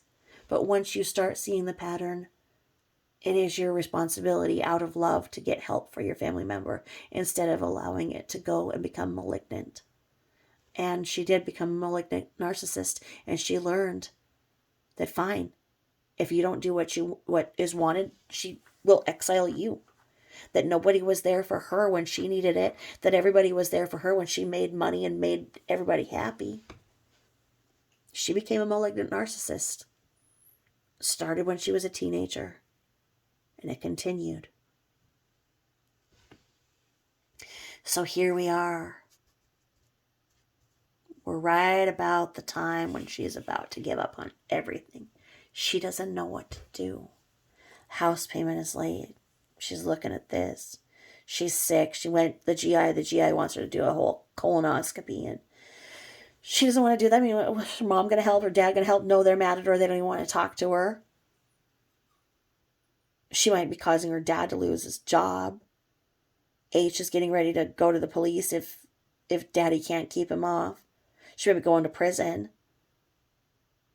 Her whole world's out of control. She was beside herself, as our book says. She's on social media trying to figure out what to do. You know, she called up a couple of guys here and then who remembered her, and they'd take her out and give her a little money, but she didn't even feel like going out, really. And then she remembered her cousin's wife. Her cousin's ex-wife said something about this guy, right? This guy who was like a normal guy and he made money. What was his name? Christopher. What was his last name? Oh, that's right. Where's he? Oh, he sent her a friend request. Uh-huh. She figured, let's try him. No one else was answering her. She had nothing to lose, everything to gain. So she messages him, and he's like, whoa, I've heard about her from my cousin's ex-wife or friend or however the heck that went with a cousin setup or whatever. But he's just like blown away because Christopher was not a ladies' man. He didn't go to any dances in high school. He was just a good boy. He was like the most loyal dog. He was a dog boy. He was just the boy that would do anything. You tell him to go and mow the lawn? What do you want me to set the height to? Do you want me to do it diagonal or straight on? Here you go. I did it. Didn't even have to ask him twice to take out the trash. He already saw it needed to be done. He was a good son. He was a good boy. His parents came from honest means. They made ends meet very, very quietly, conservatively. They didn't laugh when people farted. They weren't wild. They didn't have parties. They didn't have a flashy lifestyle. They were just quiet. They loved their kids. They had a boy and a girl. They didn't need anything else. The girl, she was so popular. It would take her forever to get into the car after school because she had to say goodbye to everybody, right? That's what her grandma said. Oh, Christopher, he was already in the car. No one gave a shit if he came to school or not. But he went to school. He did the best he could. Christopher never asked for anything, but he played with cars and he wanted to be a NASCAR mechanic. He wanted to work on the fast cars. He loved those fast cars. Those fast cars were everything. So his parents, who loved him dearly, worked a little harder.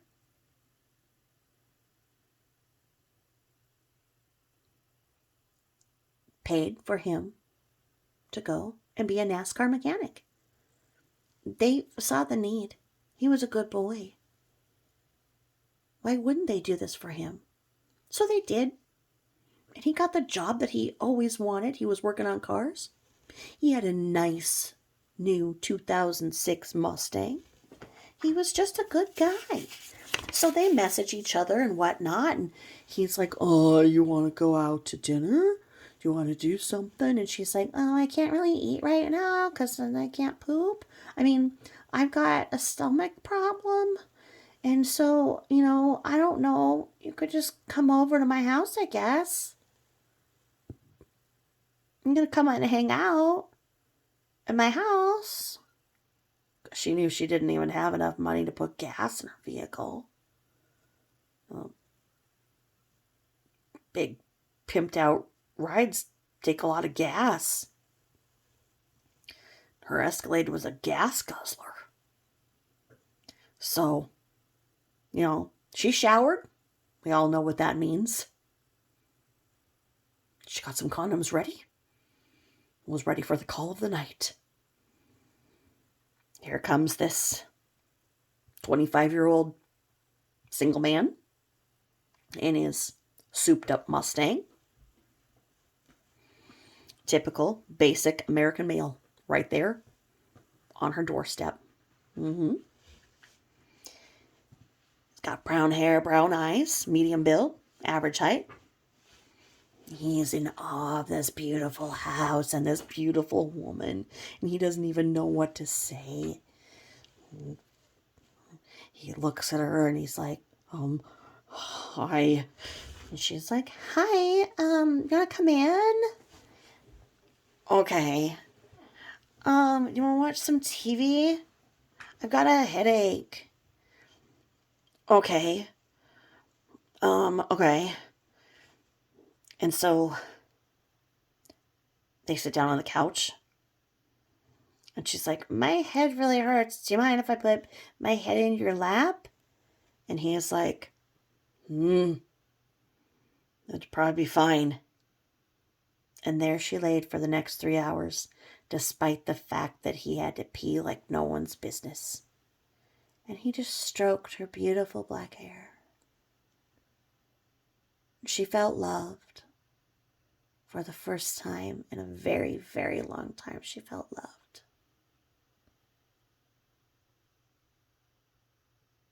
And that was their first date. Now, he was a virgin. And he's got a woman on his lap. And he's got to pee and everything. So, the next day he comes back. What do you think she did? She took a shower. She informed him that when she takes a shower, that means this is sexy time. This is when you need to get your penis out. And he did. And it was fine. It was basic. It was just everything else. And so she figured, this is just a basic American man with the basic American parts. And most important of all, he had a job that made $60,000 to $70,000 a year, and the man had $16,000 in savings. So everything else was fine, but this man had money, and he had the capacity to make money, and she didn't have to work, and she needed to get the fuck out of town real fast. So within 3 weeks, she had him making that house payment that she couldn't make, and he was getting laid for the first time in his life, and he didn't give a shit how much it cost him. And you know what? And she met somebody who was moving to Colorado, and she told them that, she could be their nanny and go to Colorado. And she told Christopher this. And he was like, well, I really like your pussy. And I guess we could do it. And she really liked his money. And she needed to get the fuck out of town before H got a wild hair up his ass and went and filed criminal charges for the big embezzlement charges. And her dad kept telling H, just stop, just let her go. Just let her go. Just let her go. She doesn't have any of this money. Just let her go. Let her go. Let her go. Let's just forget about this. I'll work more hours. I'll bring in the sales. I'll get the sales back up. I'll do this. And she put the house up for sale. This beautiful house. Beautiful house. She had to have her colonoscopy. He sat there with her for the colonoscopy, took it very seriously because he was, like I say, from a very nice family that didn't think the farts were funny or anything. So he was able to hear what happens during a colonoscopy and not be embarrassed or anything because, he's a good boy. And that was really the thing that, because he could sit with her during a colonoscopy and everything, that was it. So, they sealed the deal. That she put the house for sale. She had to sell it with all of the furniture in it to get somebody to buy it. And she needed it to sell because it was going to go into foreclosure and she was going to lose everything. And so fine. Somebody came along. They said, fine, yeah, I'll buy this house, but you're going to give me everything in it. So everything that she had stolen and everything that she had worked so hard to fuck for and everything and all of the room jobs and everything and all of the customers she made come and everything was gone and it was there. And you know what? She just went. And she went to Colorado. Now, here's the thing. When she met his family, she was divorced. She was sick. She had this house. His family was a very nice family. They looked at her. And they looked at her with criticism. And they told him not to do this, that she was divorced, had this history, But what did she do? And this is where it comes around to full scale, where I talk about how my mom had to turn into somebody that she wasn't. And I see my mother in Shan'nan, because Shan'nan became this person that she wasn't. She became this prim and proper woman. This housewife. And like I've said before, in a panel that apparently the person who I was on a 4-hour panel with doesn't remember, but I said, you can't make a hoe into a housewife is what they say. But her past no longer existed because she said so. And her parents said so. And as long as they said so, it was the reality. She became somebody she wasn't. She couldn't be the laughing party girl and have all of this fun and be who she wanted to be and who she actually was, because nobody liked that in her new family. It was a very serious family, very quiet. So she became very quiet, very meek, somebody she wasn't. She became kind of what Leonard wanted, right? Just a basic wife. And what happened? What happened to her? Who did this fallen, exiled queen become? What did all of that anger and feelings of rejection feel like to her? Who knows? Who knows? But we can speculate what happened. Because she took out her anger on her children. When she couldn't be who she wanted to be, she became who she thought she should be. A very strict, mean mom. Oh, before the commercial, she was everything, because then in that moment, she was everything. And you know what she learned? After she and Christopher got to Colorado, they saved up all their money, built a new beautiful home. She could have a new home. She could have that home back. But his parents, they were like my stepside of the family. They didn't appreciate any laughter, wildness, partying, drinking, And Christopher didn't like that either. He didn't like who she used to be, who she was never to be spoken of. In the beginning, then, do we say that she was controlled? She was criticized? Maybe. But then what happened is that she took away him. As long as she could no longer be who she wanted to be, she made damn sure he couldn't be either. She controlled him.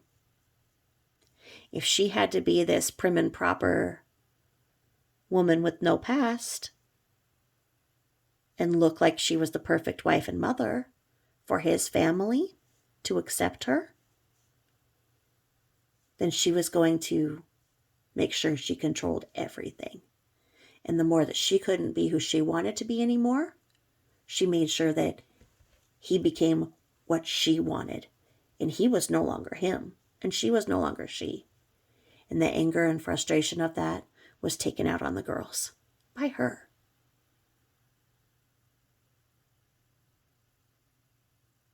How'd she make up with her parents? Well, Lupus. Lupus is the hero of the whole story. Lupus. Yes, lupus. Because as the colonoscopy came out clear, there was nothing wrong with her and everything. The doctor told her to just have some more roughage, eat some things that, have some fiber in them and push the fiber through, drink some of that Metamucil, that orange shit and everything, because they still weren't putting it together that it was her headache medicine, wink, wink, that was, making her not shit. And the more that then she was stressed out, the more her headaches would come on, and she'd need to take her medicine for the headaches, which caused that constipation, which caused her to be very unhappy, anal retentive, like Freud would say. Anal retentive, very anal. She was very anal. Now, if you look at this, and like I say, my mom continued to end up being a real Shan'nan, if you will, because she lost herself too. I lost who I was, and I took it in different ways. My mom took it in different ways. My mom fucked every single man in our new town, including my classmates and my teachers. When I was 16, I'd have these guys looking over at me real weird, in class. I'm like, the fuck you looking at me for, you weirdo? And then through the beauty of Facebook, later on, they'd say, hey, I fucked your mom. Yeah, when I was a junior, I fucked your mom. Oh, yeah, Mary Kay Letourneau had nothing on my mom. Nothing. Oh, yeah. Because my stepfather focused on me and controlling me and acting like my personal jailer. I refer to him as the defective detective. I had to learn to outsmart that fuck to become who I needed to be. My mom loved that he was controlling and criticizing me, because then he wasn't looking at her. And like I say, she was fucking everybody. Everybody. And, I mean, some brother sets, some son and father sets, politicians. I mean, everybody. Like I say, Facebook has been very, very cathartic for me to kind of figure out why I was getting the weird ass looks. Oh, yeah. Oh, and the Mary Kay Letourneau thing. She's from my land, Bless her soul. I started going to college, right? And my buddy, she said, oh my God, my husband's friend is paranoid. And I'm like, what do you mean? Well, his wife is a teacher and he's so controlling and jealous that he thinks that she's fucking one of her students. She's a 5th grade teacher. She's not gonna fuck one of her students. And I'm like, oh my god, how gross and weird and controlling of a man is that? And then the news broke because Ms. Mary Kay Letourneau was indeed found fucking her children's friend and her student. Oh, yes. Yes, yes. But the thing is that people felt so sorry for her and everything, because they said that, old Billy, he was very mature looking for his age. And so, it's kind of not like he was your typical 5th and 6th grader, your kid's friend, it's like he was very man-like because, yeah. And so, her attorney and everything, I mean, basically the society was like, well, if this was a man, we would have hung him by his testicles, right? But oh no, Mary Kay. So they let her out because she was pregnant, she had the baby. She had Billy's baby. That's, how everything came out. So she gets out of prison. Like I said, a man would not, but she got out of prison and everybody was like, okay, she did something stupid, but she's going to learn from this. She's not a threat to society. And I mean, she got out. What'd she do? She was caught within 3 weeks fucking Billy again in a car in a neighborhood, and the neighbors called. There's people fucking in the car. Oh my god. But anyway, lupus. The way that Christopher didn't care that she wasn't, really holding up her end of making money, because they're 2 adults with no kids. I mean, she's a nanny, but we all know how she doesn't really like kids. So Christopher was rumored to be, more of the caretaker of that kid and everything, the Dietz's child. And she liked the dog. She's like, give her the dog because the kids had allergies to the dog. That's our Dieter. Dieter knows everything. And I mean, Dieter needs to get the exclusive. I mean, Dieter needs to learn to just talk and tell us everything. Everything. But what would really put everything together? I mean, she went on all of these support groups and stuff, and she still, was selling Amway with her dad, and so she'd get into these support groups with all these sick people and tell them, hey, look, I had these kind of health issues too, these health challenges. This was always her scam, is that, she had this too, and she was really tired, and she didn't have the energy to fuck all of her customers and everything, and, so she started taking this supplement and this supplement and this supplement, and she felt a lot better. So she got a lot of clients for the MLM she sold with her dad through these support groups.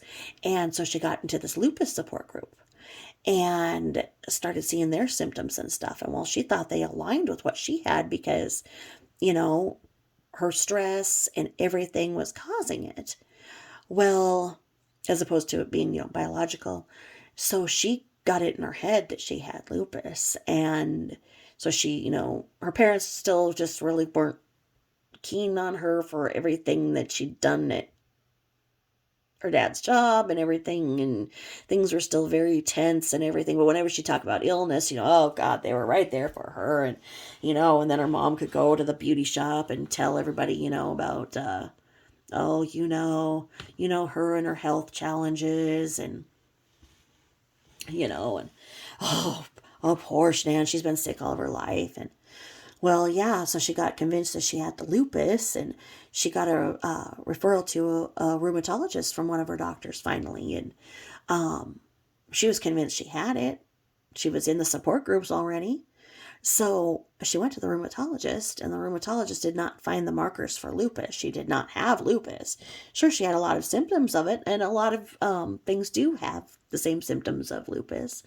But she was in too deep, because when she told her parents that the doctor thought she had lupus, Oh, they were in and they felt so bad that they hadn't seen it and how sick she must have been and how she suffered and they didn't see it and they were sorry and so concerned and loving and how was H going to come forward with charges like that, knowing that, that's what she had and still she worked so hard and did all of that for his business and yeah, she ran it into the ground like a shenanigan and everything, but she was sick and, she can't who's going to extradite from another state this woman with lupus? They're not going to put her in prison and everything, right? So although that rheumatologist said she did not have the markers, in her definition of the fallen and exiled queen, she had to have lupus to make everybody love her again. Didn't matter that she didn't have it. She was convincing. And then if she said that this stuff she was selling cured her lupus, couldn't she sell more? Because she was bored with the Amway stuff. The Amway was the MLM of yesteryear. And she wanted to sell something more dazzling. The Amway was typical. You had to wear the skirt down to your knees and be a proper woman and everything. And she didn't really like that anyway. She had to pretend she was like that for Chris's family. And she wasn't really down with that.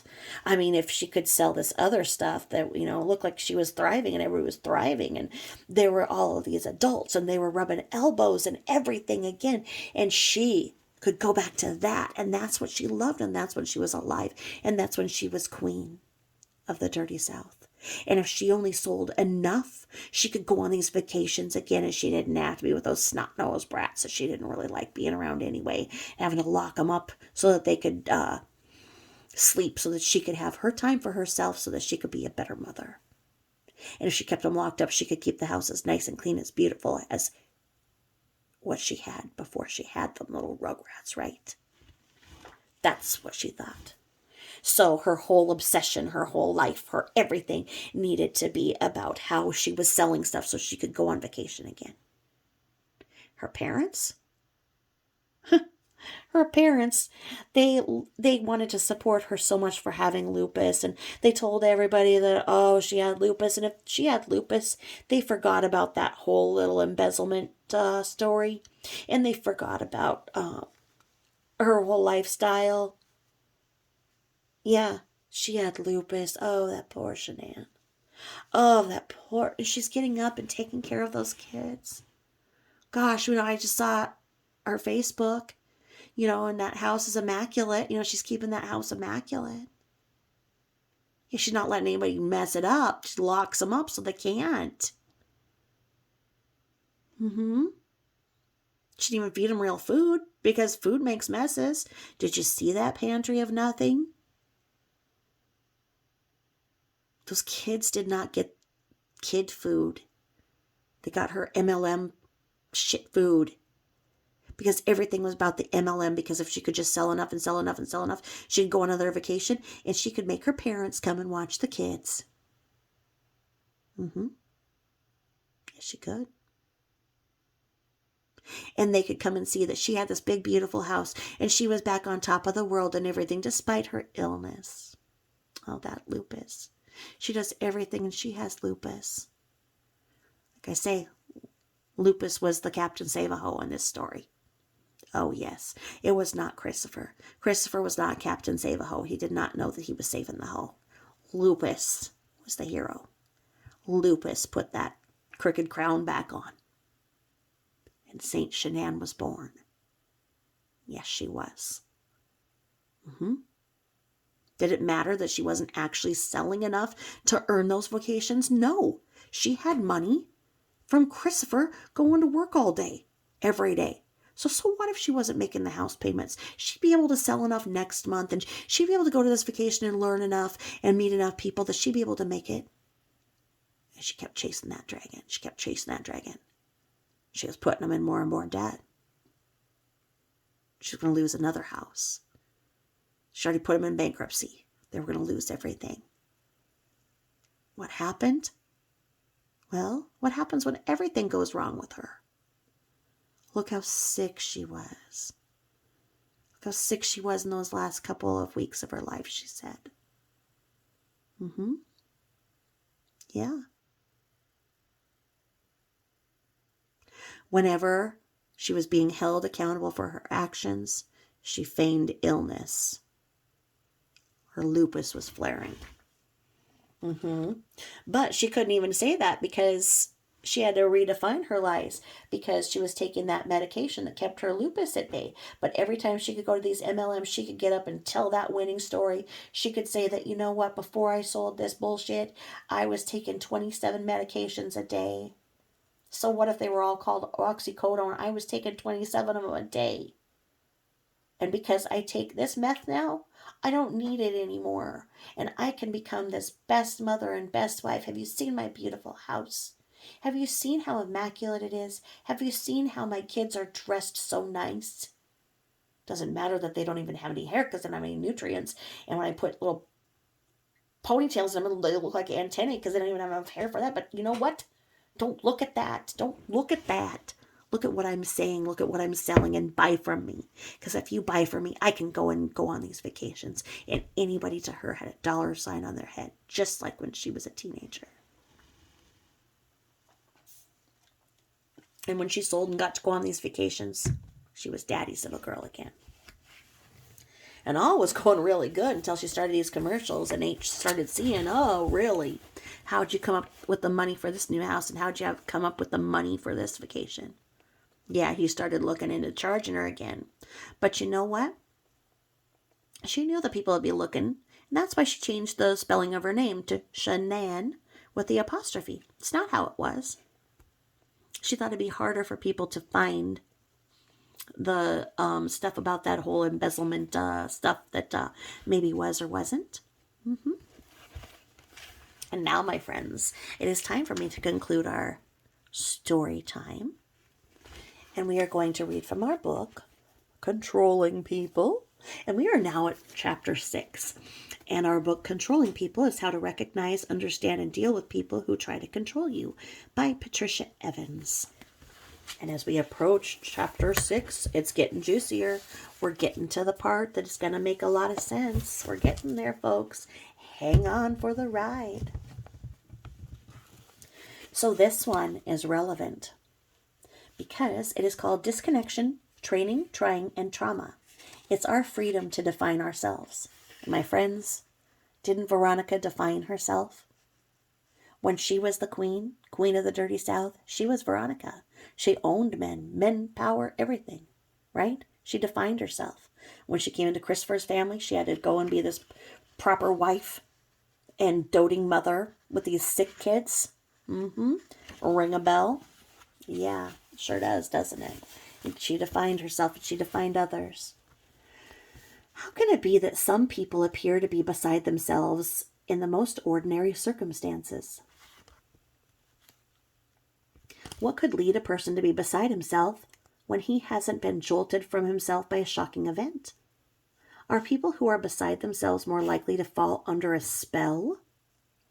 Christopher Watts. To understand how Jack, in the earlier example, was beside himself when he shouted at Jill to get his coat, we'll look in at one of Jack's early childhood experiences. Although this particular experience did not cause Jack to be beside himself, it contributed to it. It would take many such examples and other influences for Jack to reach the state he was in. But before we go on, please note 2 very significant facts about Jack and anyone who attempts to control another person. People who act as if they are beside themselves in ordinary circumstances usually do so only in relation to certain people. For instance, they are not likely to ignore, define, put down, order, yell at, or swear at their neighbors, their friends, and the people they encounter in a casual way. Later in our journey, we'll see why. And when people are beside themselves, they are essentially unaware of themselves. We then might say that they are disconnected. Before we explore the ways disconnection takes place, we'll stop for a moment to explore the four functions, because people become disconnected when these functions are impaired. The four functions. Everyone is born with four functions: feeling, sensate, intuitive, and thinking. They allow us to be connected to ourselves. These functions are the basis for a variety of tests used by educators, employers, and career counselors to evaluate personality types, career goals, and learning styles. Let's see how these functions work. When entering a room, one might notice the temperature and smells and colors via the sensate function, while getting a sense of the mood of the people in the room, being the feeling function, while comparing the situation to previous but similar gathering via the thinking function, while having a sense that a friend who doesn't usually attend will be showing up at any minute via the intuitive function. Although we come into the world fully equipped with these functions, if we stop using them, our ability to assimilate our experience and to understand ourselves and the world around us is impaired. If our ability to understand ourselves is not impaired, it's because our four functions give us the information we need to live and thrive. For instance, babies respond to their sensations. They know that if they are wet, cold, hungry, or comfortable. They see, hear, taste, touch, and smell the world around them. They feel emotions and can be happy or sad or frightened. It all depends on the information their feeling function provides. They can and may intuitively sense changes in their mother's mood. Many mothers say, "My baby knows when I'm going to go out." A child's inner experience is very real even before he or she has learned to name it and describe it. We need our functions to bring us information and make sense out of it. Our survival depends on this. For instance, without sensate awareness, we would not know if we were injured, sick, or cold. As much as we depend upon sensate awareness to maintain our health, we also depend on our intuition to guide us safely when other information isn't available. Intuition is like the small, quiet voice within that says, "Don't go there."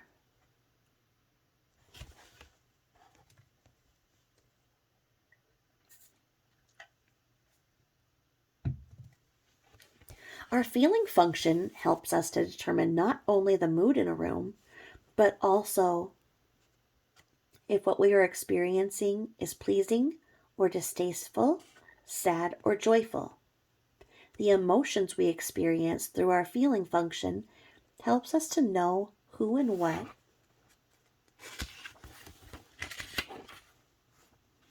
are and what is good for us and what is not.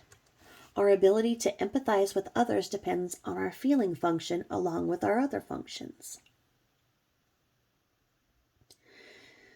We weigh our feelings, attend to our intuitive sense of the situation at hand, and note the sensations in our body that our body reveals. In fact, because our feelings, intuition, and sensations give us knowledge that we actually experience, they are our primary sources of information. Different from this direct experience is a secondary source of information: thinking. We form abstract concepts about our experience or about information presented to us. We most obviously depend upon our thinking function to reason, assimilate, and make sense of the information we get from our other three functions, which, when fully working, provide us with a rich inner world that works in harmony with the outer world. Disconnection from any of the four functions can result from a number of causes: chemical imbalance, opioids, illness, and even a severe blow to the head. With certain illnesses such as Alzheimer's disease, biological and neurological connections shut down, and the afflicted person loses memory and eventually awareness of other mental and bodily functions. But a great many people, to some degree, lose the use of some of their functions because they have been trained to disconnect. Training to disconnect. When Jack was 3 years old, his parents, Dick and Jane, with the best of intentions, took him into town to get him some winter clothes. After an hour of stops and starts, they hurried out of a store to get some lunch. By chance, Jack, who seemed tired, fell down, injured his knee, and began to cry. His parents said almost simultaneously as they pulled him up, "You're not hurt. You have nothing to cry about. You're just trying to get attention, wasting time and causing a scene." Each of these statements invalidated Jack's perceptions and was the opposite of the truth. Jack's experience was presented to him backwards. In inner occurrence, his experience was defined from outside of himself by his parents. Jack recovered from his fall, but if this was the way Jack was often treated, how might he have experienced himself? How might he have defined himself? If we take in someone else's definition of us, we believe that their definition is more real than our own. We substitute our own self-definition with somebody else's. We come to know ourselves in a backwards way, from the outside in, not the inside out. If Jack, at the time of the shopping incident, took in his parents' definition of him, he would have believed that the pain in his knees was either not real or shouldn't be happening. "I'm not hurt." He would lose some sensate awareness. He would believe that the tears coming from his eyes were a betrayal. "I have nothing to cry about." He would lose emotional awareness, and he would believe that he did something very bad. "I'm trying to get attention." He would lose his intuitive awareness that something bad was happening to him. In this way, he would be trained to believe the opposite of the truth. If he took in his parents' definition of his experience, he would have had to discard his own. He would feel very guilty for making them angry, and he would also feel that he himself was utterly rejected. After all, to a child, he is his experience. Although the following interaction took place between a parent and a child, similar interactions often occur between adults.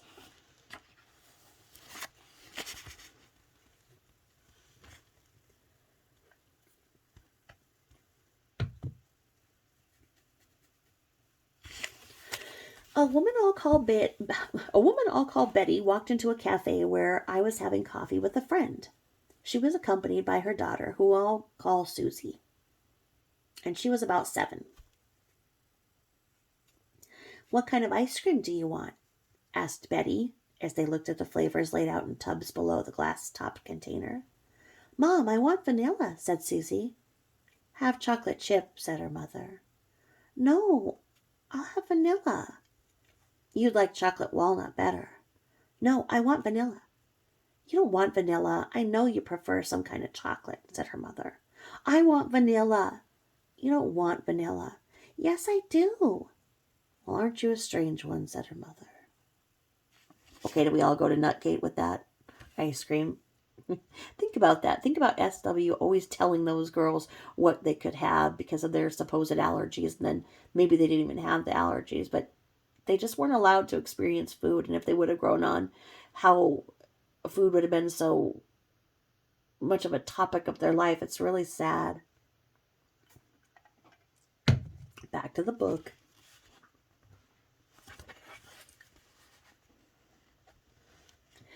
As the conversation progressed, the mother's statements seemed more and more strange to me. They had an odd backwards quality about them. Betty could only know her own likes and dislikes, not her daughter's. Betty was acting as if she knew what Susie wanted. Since Susie's personal reality was negated, she was invited to ignore herself. She was actually told that what she knew from within her preferences was wrong, and what she had heard from without her mother's conjecture was right. She also heard that her authentic self, the one that wanted vanilla, was not acceptable to her mother. While Betty appeared to have had a good intention to buy her daughter some delicious ice cream, she was in fact assaulting her daughter's psychic boundary. How much influence did Betty's words carry? Whose reality was whose? Whose taste was whose? Whose desire was whose? And who was acting strangely? Is there something backwards about Betty's behavior? Nevertheless, Susie did not take in her mother's definition of her. She seemed able to withstand the small assaults. She wasn't persuaded that her mother knew her inner reality better than she knew herself, but many young girls would succumb to the authority of a parent.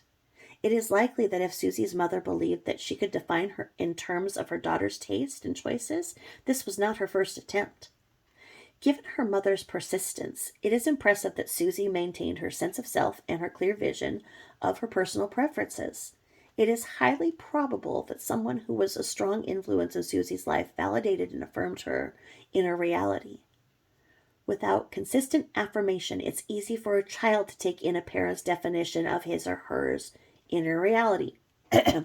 Bella wanting oil because she was sick. She wasn't sick, folks.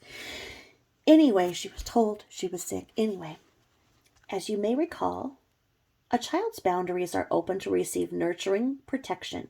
To the child, his or her parents are godlike. But these gods, if not aware of themselves, may make up some things and leave others undone. Fabrication and neglect in certain contexts can even perplex many adults. Nature itself doesn't work in a backwards way.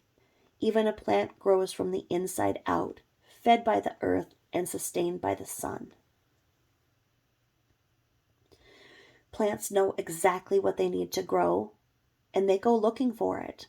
They turn towards the sun and send searching roots to the earth. Children similarly turn to their parents to get what they need to grow.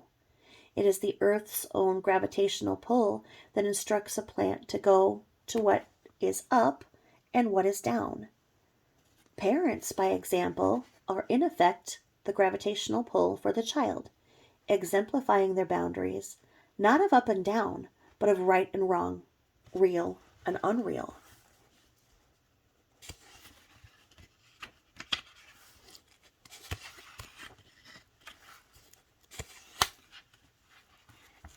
Jack's parents confused what was real and what was not real. They completely disregarded the truth of Jack's experience. With seemingly small and common messages such as, "You're not hurt," Jack was being trained to distrust himself. He was learning to disconnect from his feelings, his sensations, and even his intuitive sense of what was happening. If he lost all trust in himself, he might even disconnect from his thinking and base his choices and actions solely on someone else's thinking or on what he was told without critical evaluation. Or he may even refuse to think about something at all and base his actions solely on a feeling, probably anger, regardless of what his thinking may tell him. In the same way that Betty acted as if she knew what Susie wanted, Jack's parents, Dick and Jane, acted as if they knew their child's experience. They acted as if they could enter his psychic boundary and know his personal reality, the unknowable. They seemed not to find it strange to do so because they didn't even notice that what they were doing was nonsensical. Their behavior had a backwards quality to it. Did Jack's parents believe that they knew his experience? How else could they presume to define it? Isn't it senseless to tell someone what they are experiencing when it isn't what they are experiencing at all? What is more real than our own experience? I feel fear. I feel fear. If I feel fear, I feel fear. Since Dick and Jane intended to be good parents, what would What could wrest them from their empathy for their own child? Were they under the influence of a spell? If they were, did Jack fall under the spell too? I think not yet, but he was learning to close the gate on his inner experience and to open the gate on its opposite, a very distorted reflection of who and what he was. He was still in touch with himself.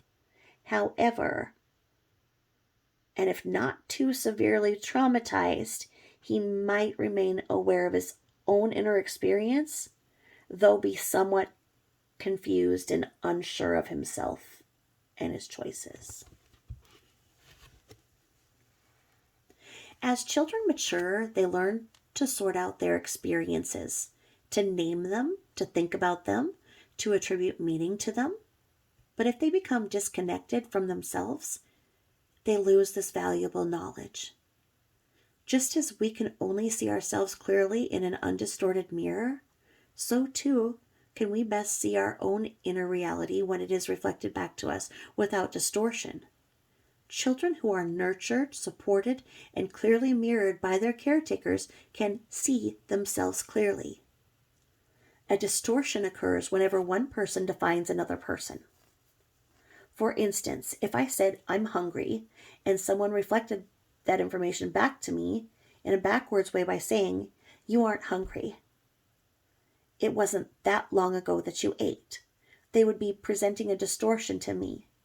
I would feel as if I looked into a funhouse mirror. I would see my inner reality reflected to me in a strange and backwards way.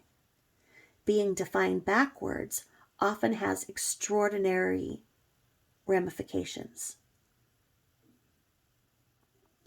Because we have not understood psychic boundaries, indeed, have only very recently begun to understand the psyche, some people have come to normalize the very odd behavior that assumes one person has access to another person's inner reality. Even when our parents reflect our reality accurately to us, other circumstances can influence us to disconnect from ourselves. We may find that we are beside ourselves when we would rather not be. Our family or culture may rigidly prescribe limits to our expression and action. You're told you're too old for that. Don't do too much. Toughen up. All disconnection is a matter of degree. The following are some examples of how children may be trained to narrow their experience and limit their awareness by being defined backwards. Now, my friends, as I went over 3 hours, and this is a very long and important chapter, I am going to stop right now on this page so that it goes to defining the other parts. Now, as always, thank you so much for all of the support. I love all of the comments that you're leaving me. They mean so much. As my rotator cuff injury hurts me so freaking bad, I can't sometimes type. It just even hurts to like write back.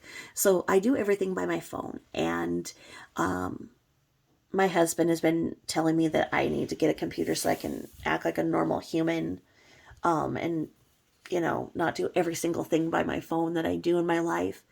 And I finally agreed with him because there are a lot of things that I'm not seeing in the features. Like I can't properly hashtag from my phone. The way that my phone sees YouTube and the way that I put in the titles and stuff, I can't hashtag so my videos are not, being seen and they're not in any search histories.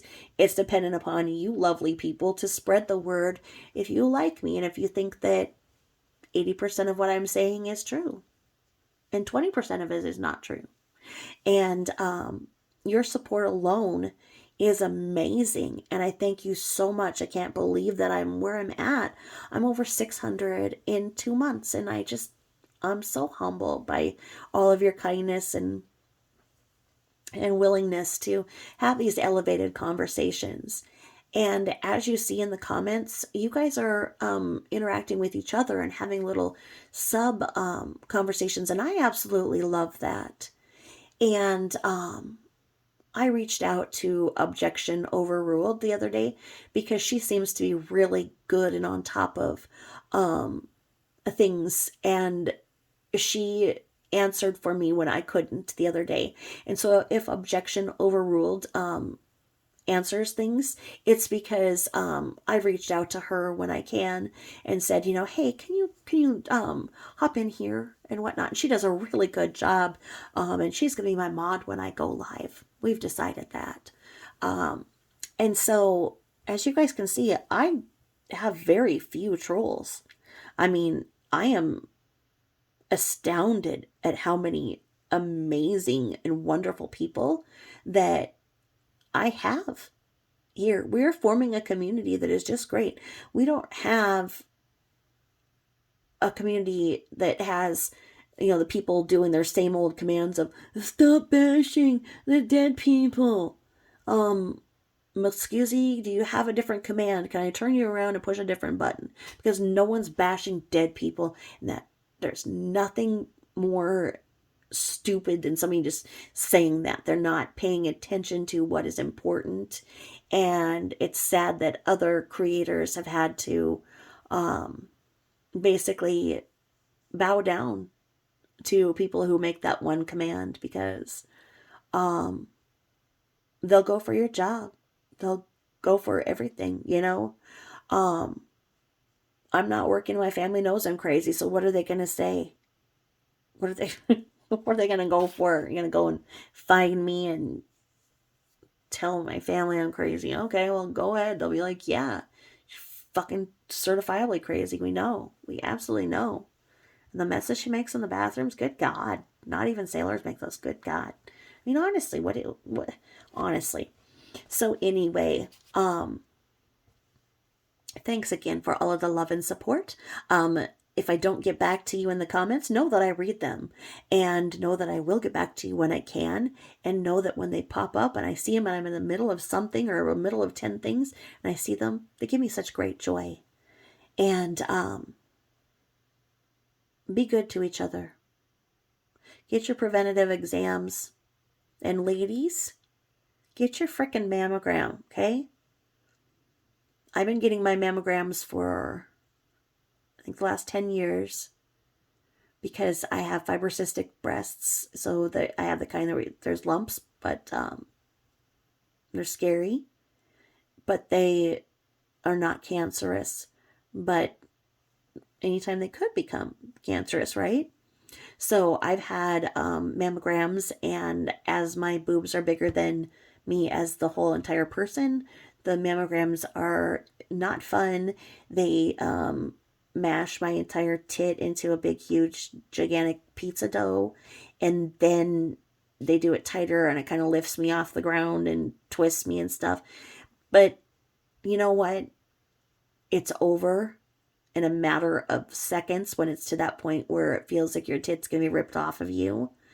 And now they have 3D ultrasounds so they can get hundreds more images. So call and make sure that your insurance covers a 3D ultrasound, which it's just so much more accurate. And just do them.